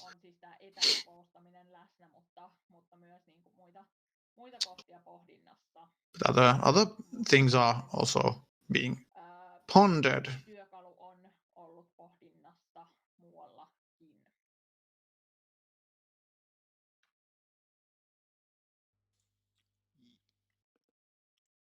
Yes, kiitoksia. Oliko Kemillä sitten vielä lisättävää? Does Kem have anything to add? Kiitoksia. No. Sitten olisi Thank you. seuraavana vuorossa vapaus valita. Then we would have vapaus valita next. Yes, kiitoksia. Pitsen vapaus valita. Thank you, Fitsen from vapaus valita. I will not read our point on kind of word to word. I will refer a bit. Our specs are Good. We feel that these changes are valid. Good changes that will make it easier for the student union to operate. But of course, this item 52 that has been discussed in many groups, it is maybe a bit problematic. We agree with the problems, for example, the problematic behavior in meetings. For example, we need a process that can be used to interject. But what makes this problematic is the fact that with this current word form, we have a RepCo member who is treated the same way as, for example, board member, in the sense that it means that the individual in question will be treated like in the same manner as a board member, because the representative council does not give the individuals mandate, but the constituents who have voted for them give them their power. And also these criteria are very vague. For example, we have this word form of having caused harm to the student union. It's a very vague word form. Also discussed an active in who, an active individual. They said that this kind of system would not be in place in any other student union. This kind of a presentation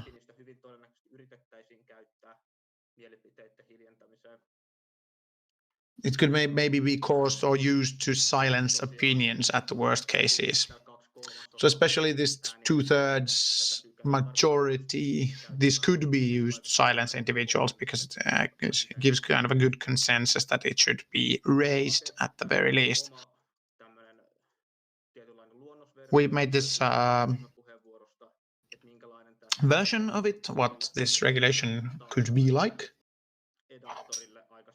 It gives immunity to RepCo members, that we can actually ensure that the integrity of the democratic process can be actually safeguarded, that the individual RepCo meetings cannot actually be charged for causing considerable harm, in the sense that we feel that the RepCo agrees with us in that sense that this regulation will be word formed in a sense that this kind of a situation does not arise where one can cause harm. Thank you. Yes, kiitos. Oliko sulla Elina jotain? Did Elina have anything? She still wanted to give thanks and also to reiterate the point of views that safeguarding that these instruments are not used for ill gains or ill effects is very important. That this ensuring that this does not happen is very crucial. So it's not possible. I reiterate that it's not possible to discharge a RepCo member, which is very, very much against the democratic process. So also noticed in the word form the fact that it's kind of a bit vague, so good clarifications all around. Yes. Sitten seuraavana ryhmäpuheenvuoro. Next up, we have the group speech for Kyltäri-Rengas, which is the last. Eli jos muilla ryhmillä on myös valmisteltuja ryhmäpuheenvuoroja, niin voitte siitä ilmoittaa ja mieluiten. If you have any other requests or speeches, please inform us. Mut joo, nyt Kyltäri-Rengas, olkaa hyvä. Oona Sunnari, Kyltäri-Rengas. So Oona Sunnari from Kyltäri-Rengas, clarification. Että pääpaino olisi mieluummin siinä, että puheenjohtajalla on mahdollisuus tai niin kuin oikeus poistaa väärin That the chairperson has the right to remove a problematic member from the meeting before this longer process, which would include that could be this 2/3 mandate or 5/6 mandate vote. Otherwise, these sound very, very sensible to us. Thank you. Yes, kiitoksia. Ja mulle ei ole nyt tullut enää muita To me, I haven't received any other requests. So we may move to other requests. First of which is Fielman. Fielman Votti, can you hear me? Yes, you can hear me, it seems. Yes. So maybe a few things. On choice of the administrative direct and fixed term. To my understanding, correct me if I'm wrong, the idea started from that advocacy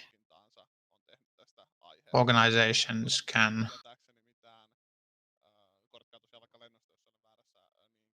if I'm not wrong, that we do not have any jurisdictional policies in place. This is just basically a prior precedent if it's been made. So, which means that I see that because this is not something that the advocacy organization brings forward, we may continue that we've done for decades. And that keep the rule that it is a fixed term contract. And if we have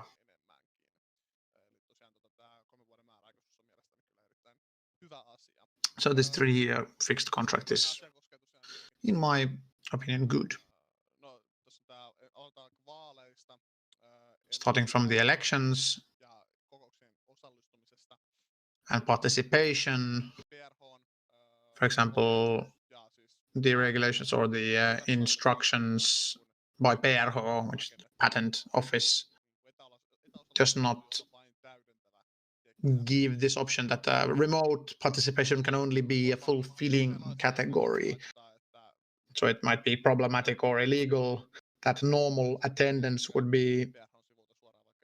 You may read it from the PRH website. It says that you cannot have it cannot be replacing, it can only include or add or be an additional form. And of course, the votes have to be regular in relation to a regular meeting, which means that currently our elections electorally cannot be held electronically in. So our votes are not safe, but they are based on trust. I'm not shedding any questions on trust. I'm saying that we have individuals with the options and the opportunities to change voting results. So at this stage, we need to keep in mind that we have the regulations or the requirements to look at the legislation when we look at, for example, if we look at the PRH instructions, the patent office instructions, which means that in elections we may need to give the option to vote with physical slips. So this is something that should be looked at. Then latest but not is regarding the sanctions. First off, I may raise the point that which kind of a problematic point is that the sanctions are very vague, but especially when we are discussing secrecy or privacy. The legislation is very broad and has a very broad spectrum of rights to the member base. What we aim to actually keep private is not actually private. So if we want to depict something as private, it needs to be done to regulations that go along with the legislation, and they need to be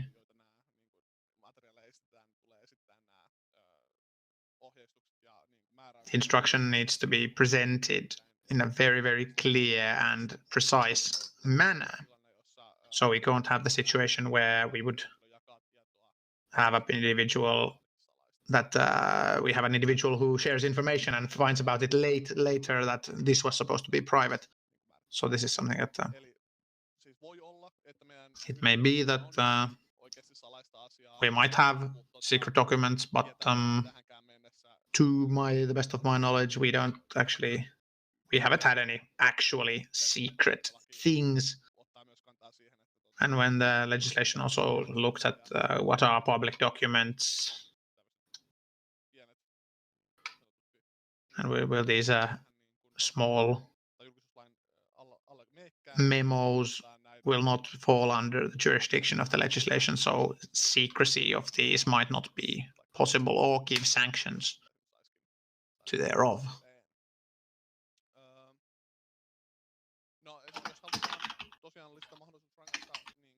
So if you want to have the option to sanction, 5/6 is a good number. It's very clear, it's very concise, combines, for example, with the parliament's practices on what you can actually place people under charges at the meeting. So the maximum number of penalties is, I think, that 1 to 3. Between 1 and 3 is very sensible. Maybe fixed terms of months, 2 to 6, maybe. I don't know. And I recommend strongly that we add, if we are making these kind of expulsions or fixed term expulsions, they need to tie in with the legislation with the university, or what is an acceptable reason, when can this be. The Universities Act does not allow for expulsion of a member from the university, but it's also always a fixed term expulsion or a suspension, not an expulsion, because we have only so many years that we can study. We may look at that for an example of an acceptable reason, for example. That could maybe give us some ideas. Also note that the one easy solution is that, as in the parliament, we may place a legislation similar to the parliament. We can actually, for example, the parliament can expel a member if they have a criminal act and you get the 2/3 vote. So that could be kind of a precedent for us. And I would suggest the 5/6.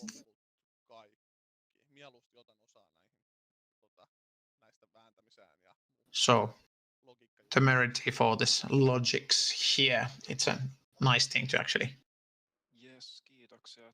do this. Thank you. I would request that you keep your speeches brief and controlled instead of rambling. So moving on. Okay, actually, I want to answer. Thank you for this package of legislation for these very reasons, which is why we have a lawyer whom we will utilize to check that we will keep our write-ups within the code of the law, and we will follow all the legislations that we need to follow. So we are bound by legislations, but we have also both public and private legislation stipulation points. But like what Fielman discussed, it will be checked with the lawyer who is specialized with student union legislation. Student unions are not stipulated by different legislations clear cut, because we are quite complex in terms of jurisdiction, both public and private. Thank you for these comments. This will be taken into account when working. Then Next up we will have Ika Heimo followed by Heikkilä. The chairperson, members, I share the temerity of the question of whether or not we have the mandate to strip an individual of their rights given by their constituents who voted for them. The students have given the right to them, so also I want to ask about the term serious damage. What kind of situations, or what kind of situation would be what would be an example of a serious damage in a sense?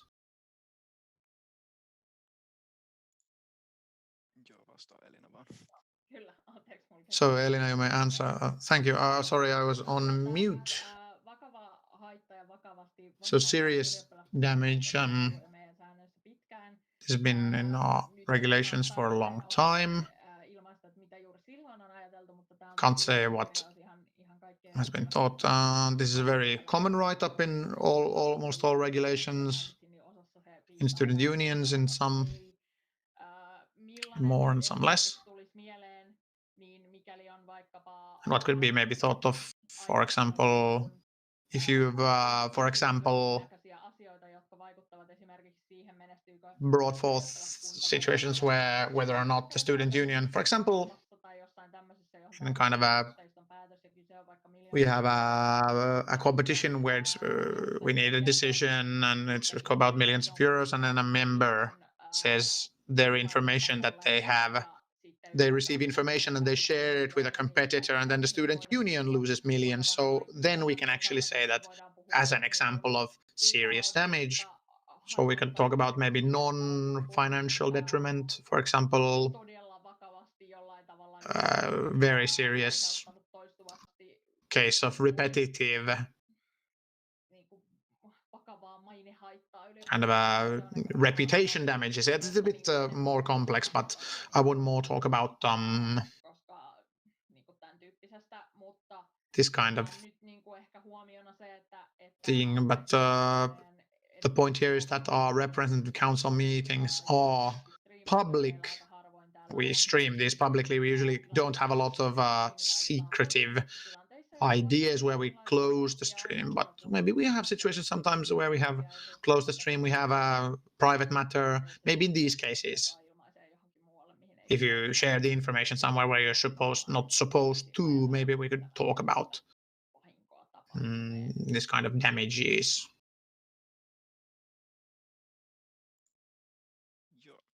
Sitten seuraavana vuorossa Heikkilä.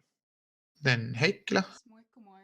Mä nyt teen just niin kuin Elina ei toivonut, olen mä I'm talking just commenting on the same item in contrary to what Elina wished. I think that the vagueness in the write-up is very good. It's good that it's not stipulated what the serious damages are, because it actually gives us the option to stipulate it case by case. I think 2/3 is enough. I do not believe that in this kind of a situation where we want to kind of give a sanction to another RepCo member, like a ban, that would actually have another RepCo member bringing this trivially forward. So this could maybe be it could be a detriment to the individual's reputation. Maybe like, okay, what are you using your trust for? I don't see it as a problem that the RepCo itself chooses or votes on this, even though the member base has voted them inside the RepCo, because it is a matter of activities inside the representative council. So like in the parliament, so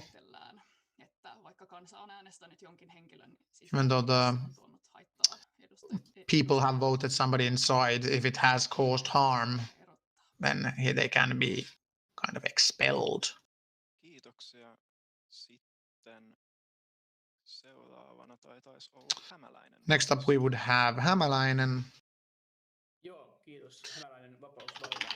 Then Hämäläinen, vapaus valita. Thank you. We were discussing within our group to do with the administrative, even choosing them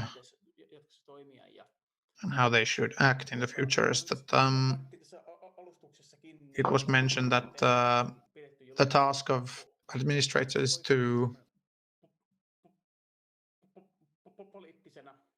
it's kind of a political task.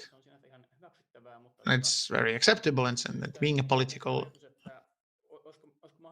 nomination, but we thought this idea that would it be possible or would it be required that this could be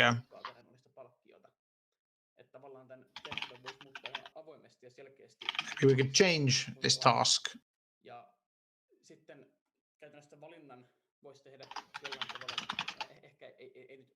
kind of trust into a trust position that the membership base or the RepCo or kind of a committee set by the representative council, for example, could be having this majority to ensure that the voice of the member base can be heard. Because on an individual question, this might be too broad a subject to be decided by the entire member base. And I feel that this could be a good model in a sense that it not be a choice that would made be with the elections, but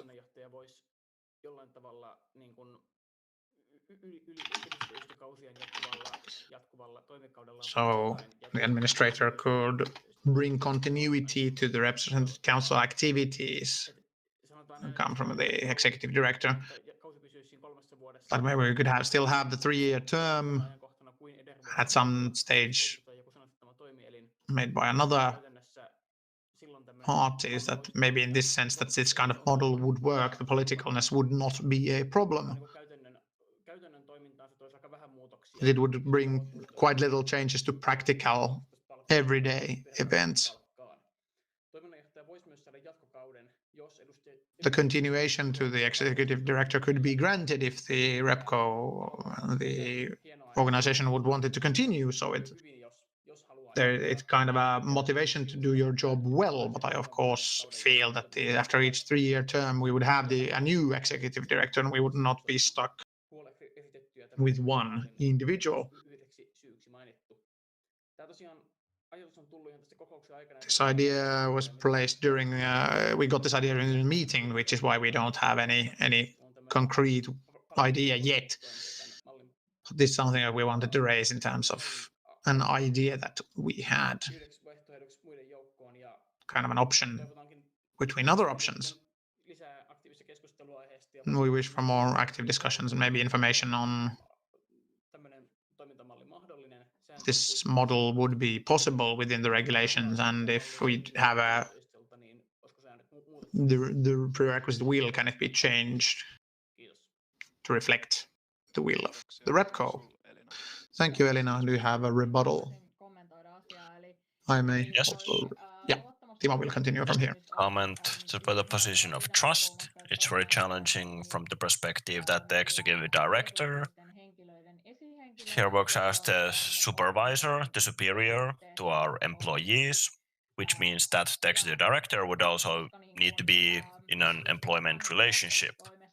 And if we talk about positions of trust, then the reimbursement, the salary for that would be defined according to several issues. For example, a fee for attending meetings, like for board members. And that would be fairly problematic because then the executive director would need to be the supervisor to the AYY's employees, not just as a person in a position of trust. I think this is a less political position than in other student unions, because we also have the chief of Advocacy and Communications, who is more involved in these kind of politically oriented issues. Especially now, since we have these different chiefs because previously, for example, the Secretary General was in charge of our entire ideological activities. So it can be viewed as a political position in a way, but I myself don't see this as very political, this position. This is just a management position, a lot of responsibilities as a supervisor, a lot of responsibility for the organization's operations, finances for our non-profit side. So I think it would be very problematic if the executive director would just be in a position of trust, because it gives kind of obligates to a different kind of responsibility when the executive director is in an employment relationship. And there were questions about the election or the selection of the executive director. We are not about to change that. Still, the representative council discharges and selects the executive director, and members of the RepCo have been also involved in the selection working group. I will give this more thought with you. What kind of process will we have for selecting our next executive director? And it's also important that not just the RepCo interviews and selects the person, because the executive director will also act as the supervisor to our employees. So we need to also involve the employees in this regard. I also give it thought that what kind of person would be most suitable as a supervisor. And that really can't be kind of handled with just a popular vote, which is why in the process it also includes that they are in cooperation, work with the financial manager, HR chief, board president, etc.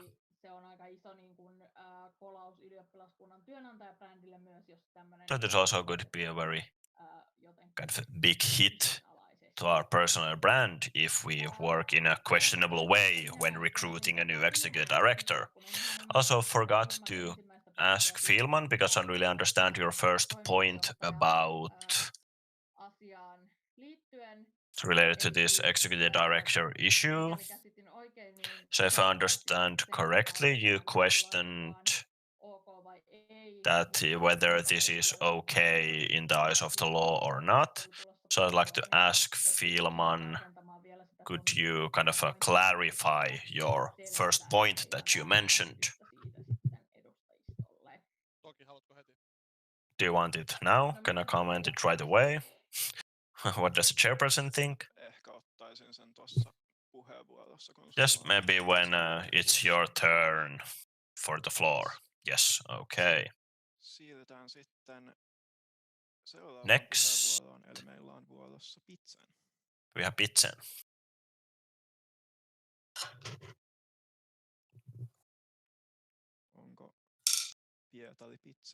Is Pietari Pitsen present? Haluaako pitää puheenvuoronsa?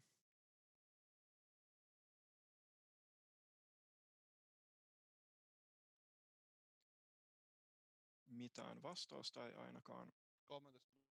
Aha, Zoomilla joku hätä. No, Pietari has a problems with Zoom. Let's see if the problem is fixed. In a moment. Actually, now it works once again.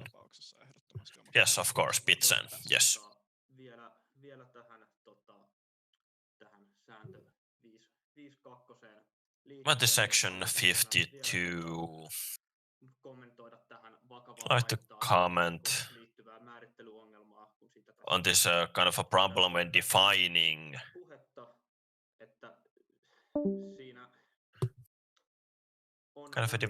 this considerable damage. Because the representative council has the mandate from our members, so the kind of implementing this will of the members has required very radical actions in the past. So if you think about the hypothetical situation where representative council members have directly affected the removal of obligatory membership, and this creates significant costs to the student union and maybe even damages to student union reputation. So could this also be considered as considerable damage to the student union? But this may also be the reason why someone has even been elected to the representative council. So this kind of phrasing, considerable damage, is, I think, is very problematic because it may cause this kind of conflicts, contradictions, which is why I think that in kind of democratic and parliamentary systems have this kind of protection against litigation. Like, for example, in the Finnish parliament, it's very difficult to so-calledly fire a member of the parliament. And also other student unions don't have anything like this in effect. And there's a reason for that. To preserve the democratic integrity of the representative council and the student union. Yes, Elina, do you want to comment on this, or do we just move on to the next speaker? Yes, thank you, very good points, but I want to emphasize that we don't want to enable any kind of misuses if we will add this. And it's also good that you now bring forth, because we don't have to add this here in our constitution.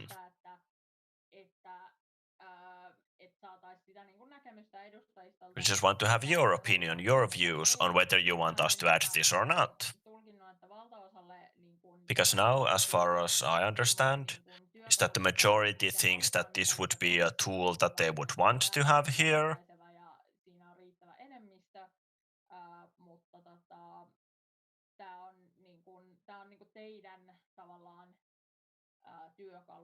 But this is intended as a tool for you. That's why I want to hear your opinions on it. Because we really need to consider what we'll do, that we will have kind of enough alternatives, kind of alternative phrasing for this, or removing this addition, so that we will have enough majority to do the change. So it's really just up to you, that what you would like to see. Thank you. Now we have two more requests for floor, Filman and Ikäheimo. And please, during these two speeches, last request for the floor for this item. Filman. Yes, thank you. Yep, in short, to clarify, is that if we add this here, then we should just add that kind of if a crime has happened, that if a kind of the legal legislation has seen that the crime has happened, then we can do this, because this kind of same provision is used in the Finnish parliament. And that would also make it very much less ambiguous.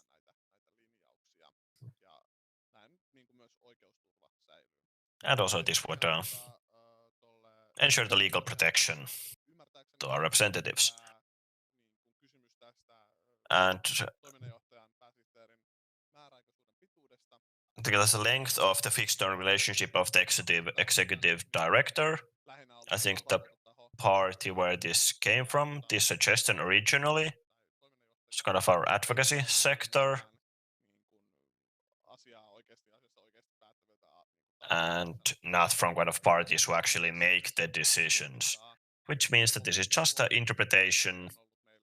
And if we consider that we've had this rule here for decades, at least for 50 years, so we had this regulation there for such a long time, and it hasn't been a problem before.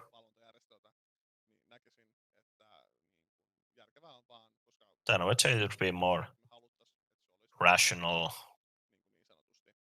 that the consensus would be that we would want the executive director's post to be for a fixed term. Of course, if we need to change it, we can change it if it's against the law.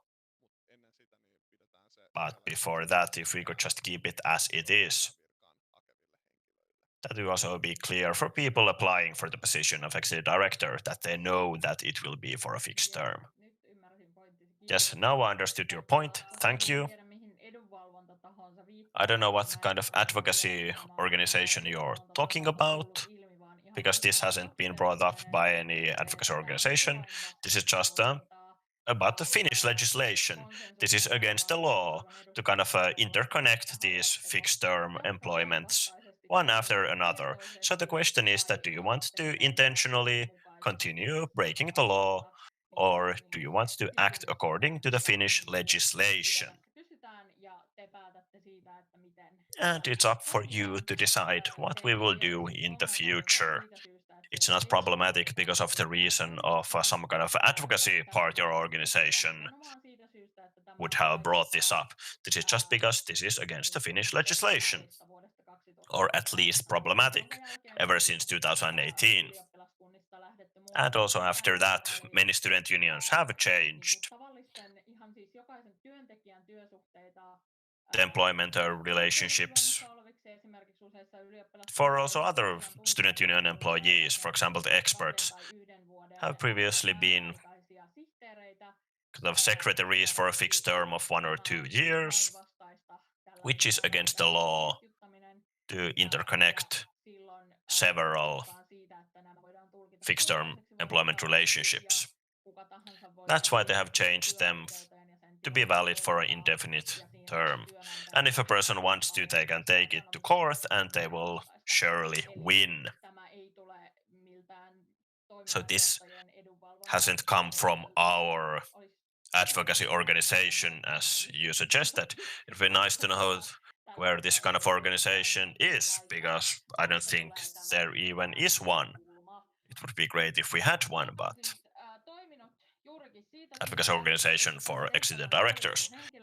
And this has worked before, because there have been people who have kind of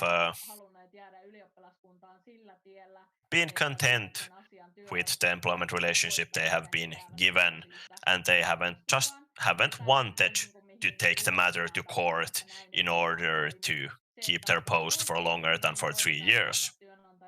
And we just always trust that the executive director doesn't take the matter to court. But it's also a question that, is it prudent to act in this way, that just trust that the executive director doesn't take the matter to court? And we're just now looking for the answer to this question, that is it kind of a wise or a good way to act this way? Who is the only student union in addition to us that still have this fixed term of 3 years for executive directors? All other student unions have changed their constitution so that the post of the executive director is for an indefinite period of time. Thank you. And then a counter comment from Fielman. So if the decision made by the court, then it's just the interpretation of the law. And if it's taken to court, this issue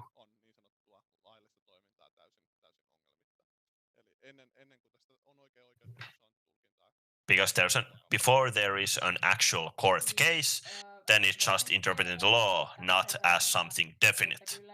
Yes, I'll let the comment that there are precedents, that there are illegal fixed-term contracts, and this is very similar to that. We are employers as anyone else and have to adhere to the law, so that there are precedents, prior cases, just like this. Well, no one in this particular post hasn't taken it to court before, but it still doesn't make this procedure legal, because there are precedents for people taking it to court if they have been in an unlawful fixed-term employment relationship. Thank you. And the last request for floor for this item from Ikäheimo. Thank you, Ikäheimo from Vihreämpi Aalto. The chairperson, representatives, Vihreä Aalto also supports kind of removing this fixed term nature of the executive director to make it more legal, and also longer periods of employment could also improve the continuity at the office. We also raised a point in our group where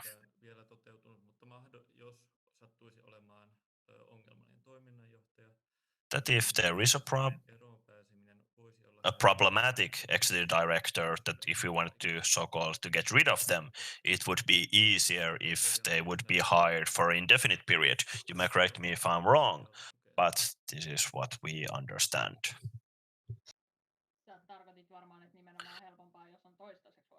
Probably meant that it's easier if they're for a fixed term. For example, for an indefinite term. Yes. It's easier to so-called to get rid of them if they're here for an indefinite term, because if we hire the person for 3 years, then it's for 3 years. So even though if the Repco would fire the executive director, they could take it to court and would win, because they have been hired for a fixed term. Whereas a person has been hired for an indefinite period, it's easier to fire them if needed. But of course, we hope that we don't have to do this at any point. But if we have to, yes, then you are right.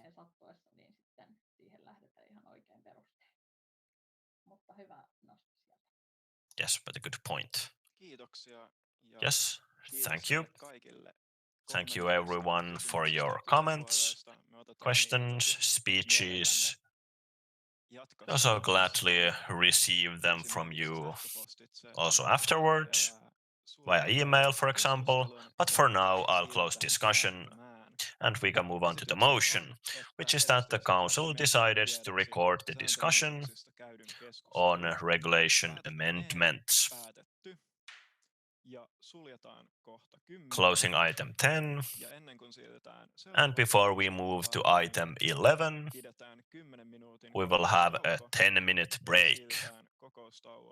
So we will start the break at 7:47 and we will come back at 7:57. And I suggest everyone to take a bit of a walk and a sip of water during the break.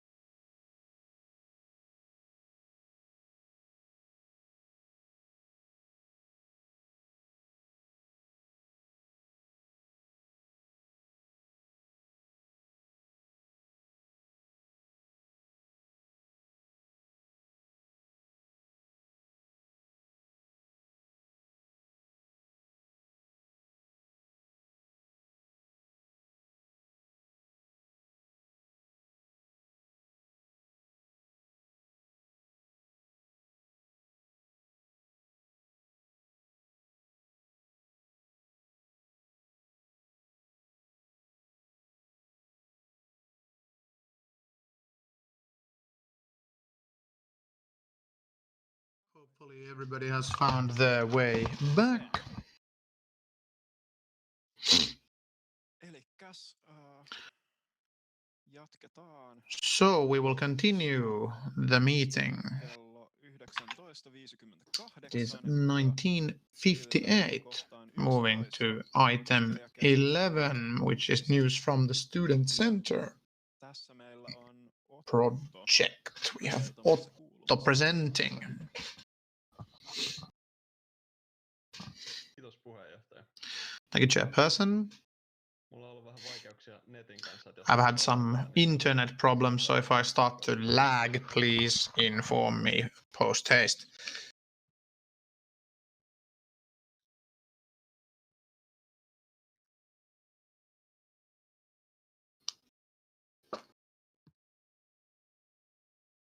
No niin, eli tuttuun tapaan.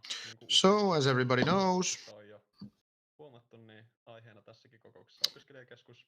Student Center once again has the topic, a bit shorter presentation today, so we will just go through any news. We don't have any other decisions or votes in this meeting. So the goal today is that the representative council, we shall have a comprehensive knowledge of where we are going and the option to have any questions or present questions to us. It's pretty important that this is being discussed a lot, that you have the opportunity to ask lots and lots of questions before the decision meeting, because you will need to have lots of information by that meeting. It's a pretty significant issue all in all. So starting on timetables, so we have changes in this item in terms of timetable to make it actually easier. You will notice later in the presentation, this has been actually quite necessary. Akra has presented with the blessing of the university that this deadline would be moved forward by 1 month. And us parties have been in mutual understanding with Akra. We have decided that this is a good idea. It gives us more time to prepare. Hopefully for us as well to comment these issues. What does this mean for the RepCo? It means that in this meeting we will not be making any decisions.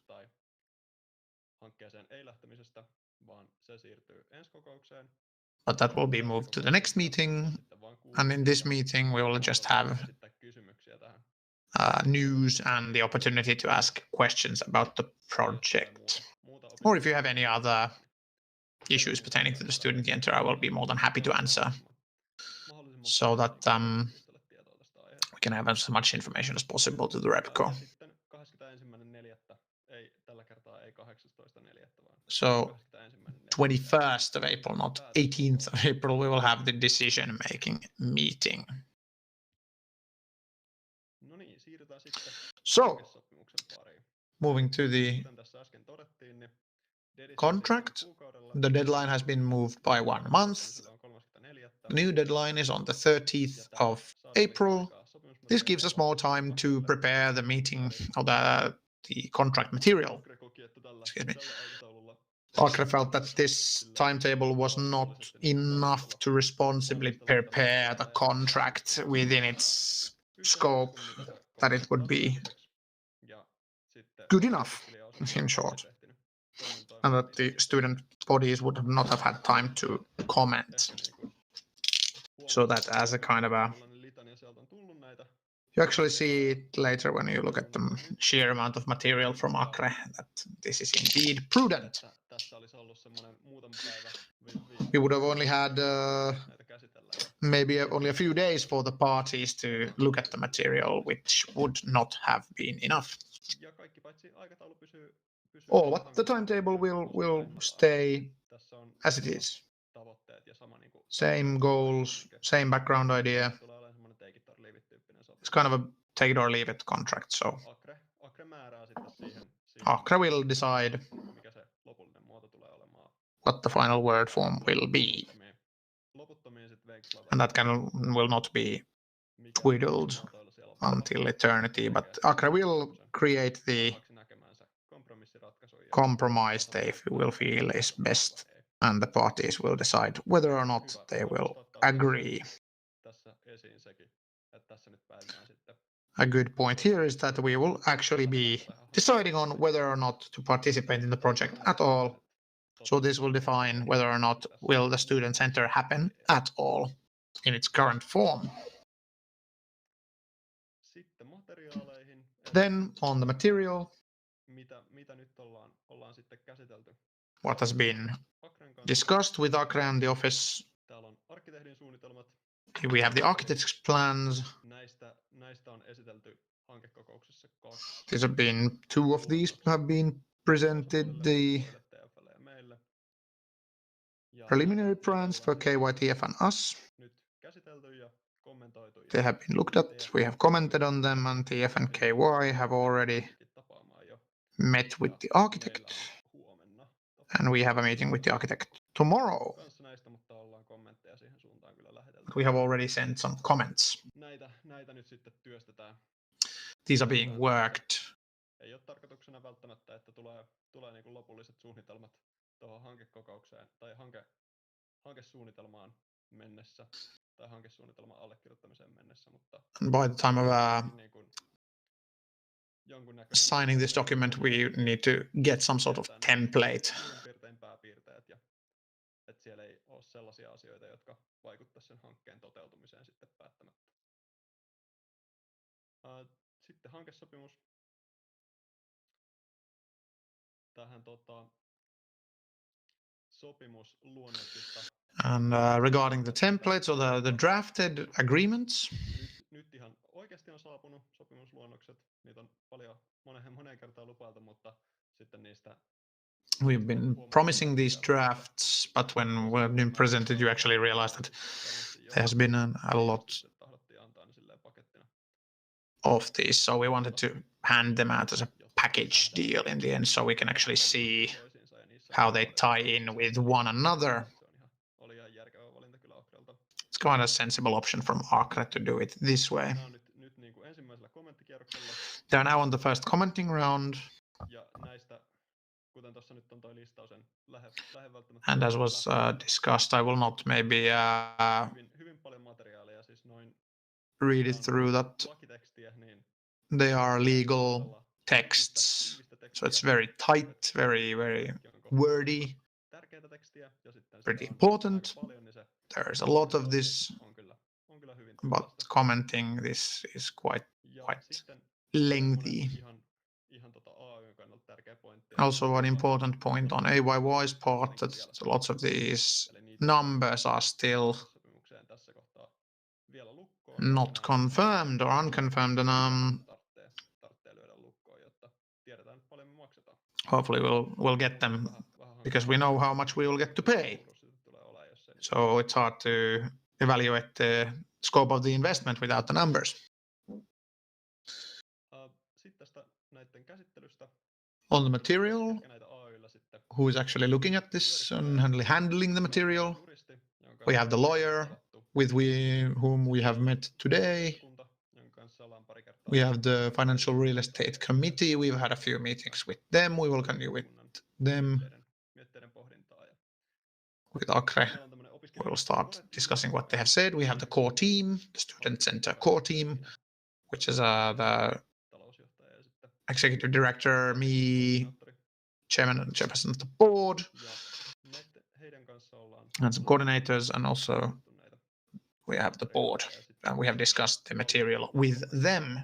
The board will comment on the final material once we get a more clear, concise look on what effects to AYY there actually are, and we get the board's comments. No, actually we get the board's stance on whether or not this is a good deal or not.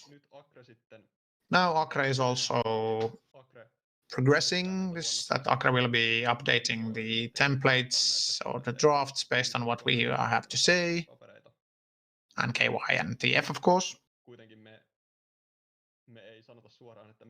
We will not say or stipulate what will be there and what not. We will say what we want, and ACRE will do the final decisions. In relation to timetable, final material, which will be up for discussion at the decision-making meeting at the RepCo, will bring the most important parts. That should be on the table at the end of this month, at the end of March. And after this, we should have no changes in terms of the broad strokes or the important facts.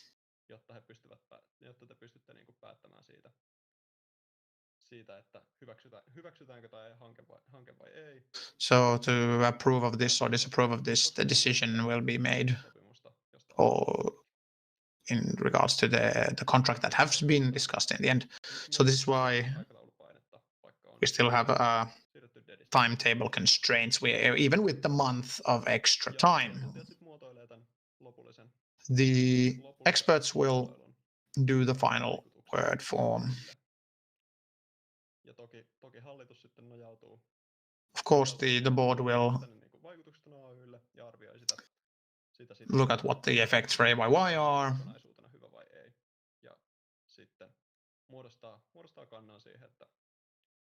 And form a stance on whether or not we will sign the intent contract or not.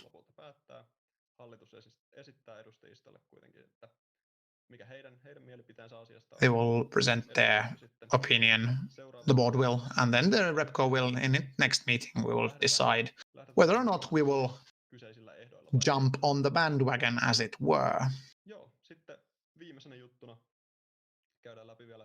As the last item, but not the least, we have the rental spaces to Aalto.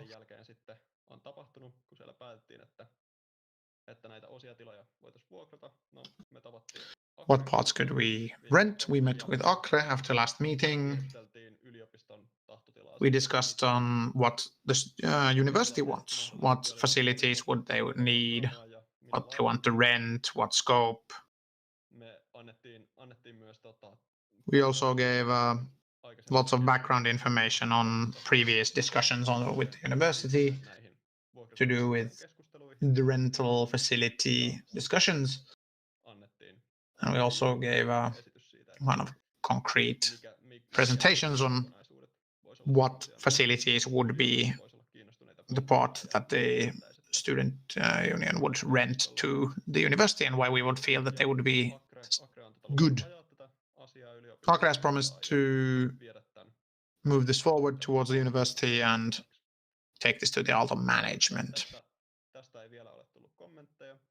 No comments have been placed yet, so the university has not commented back to us yet. It's good to actually notice that this is one of the things that are kind of causing worry, in addition to the missing numbers.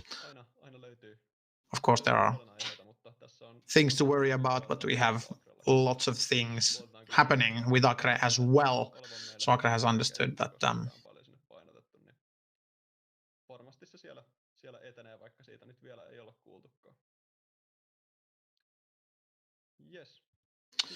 so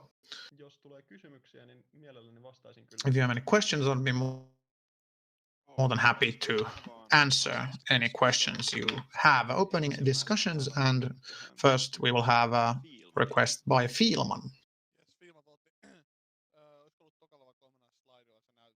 I think the second or third slide we have if we have a party that does not sign this, that the project will not go forward.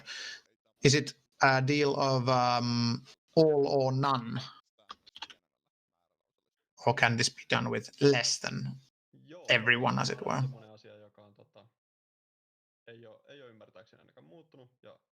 This is an issue that has not changed from since ACRE has taken charge, and ACRE has said that They will not do it if one of the parties will not be involved. Then it needs to be reacquainted. So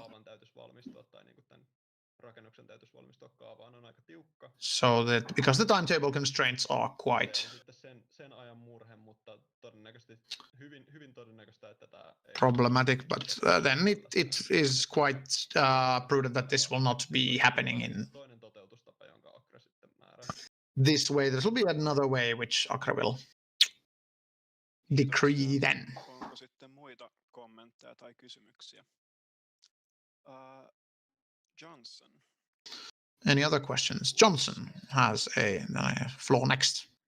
Yes, thank you for the update, Otto.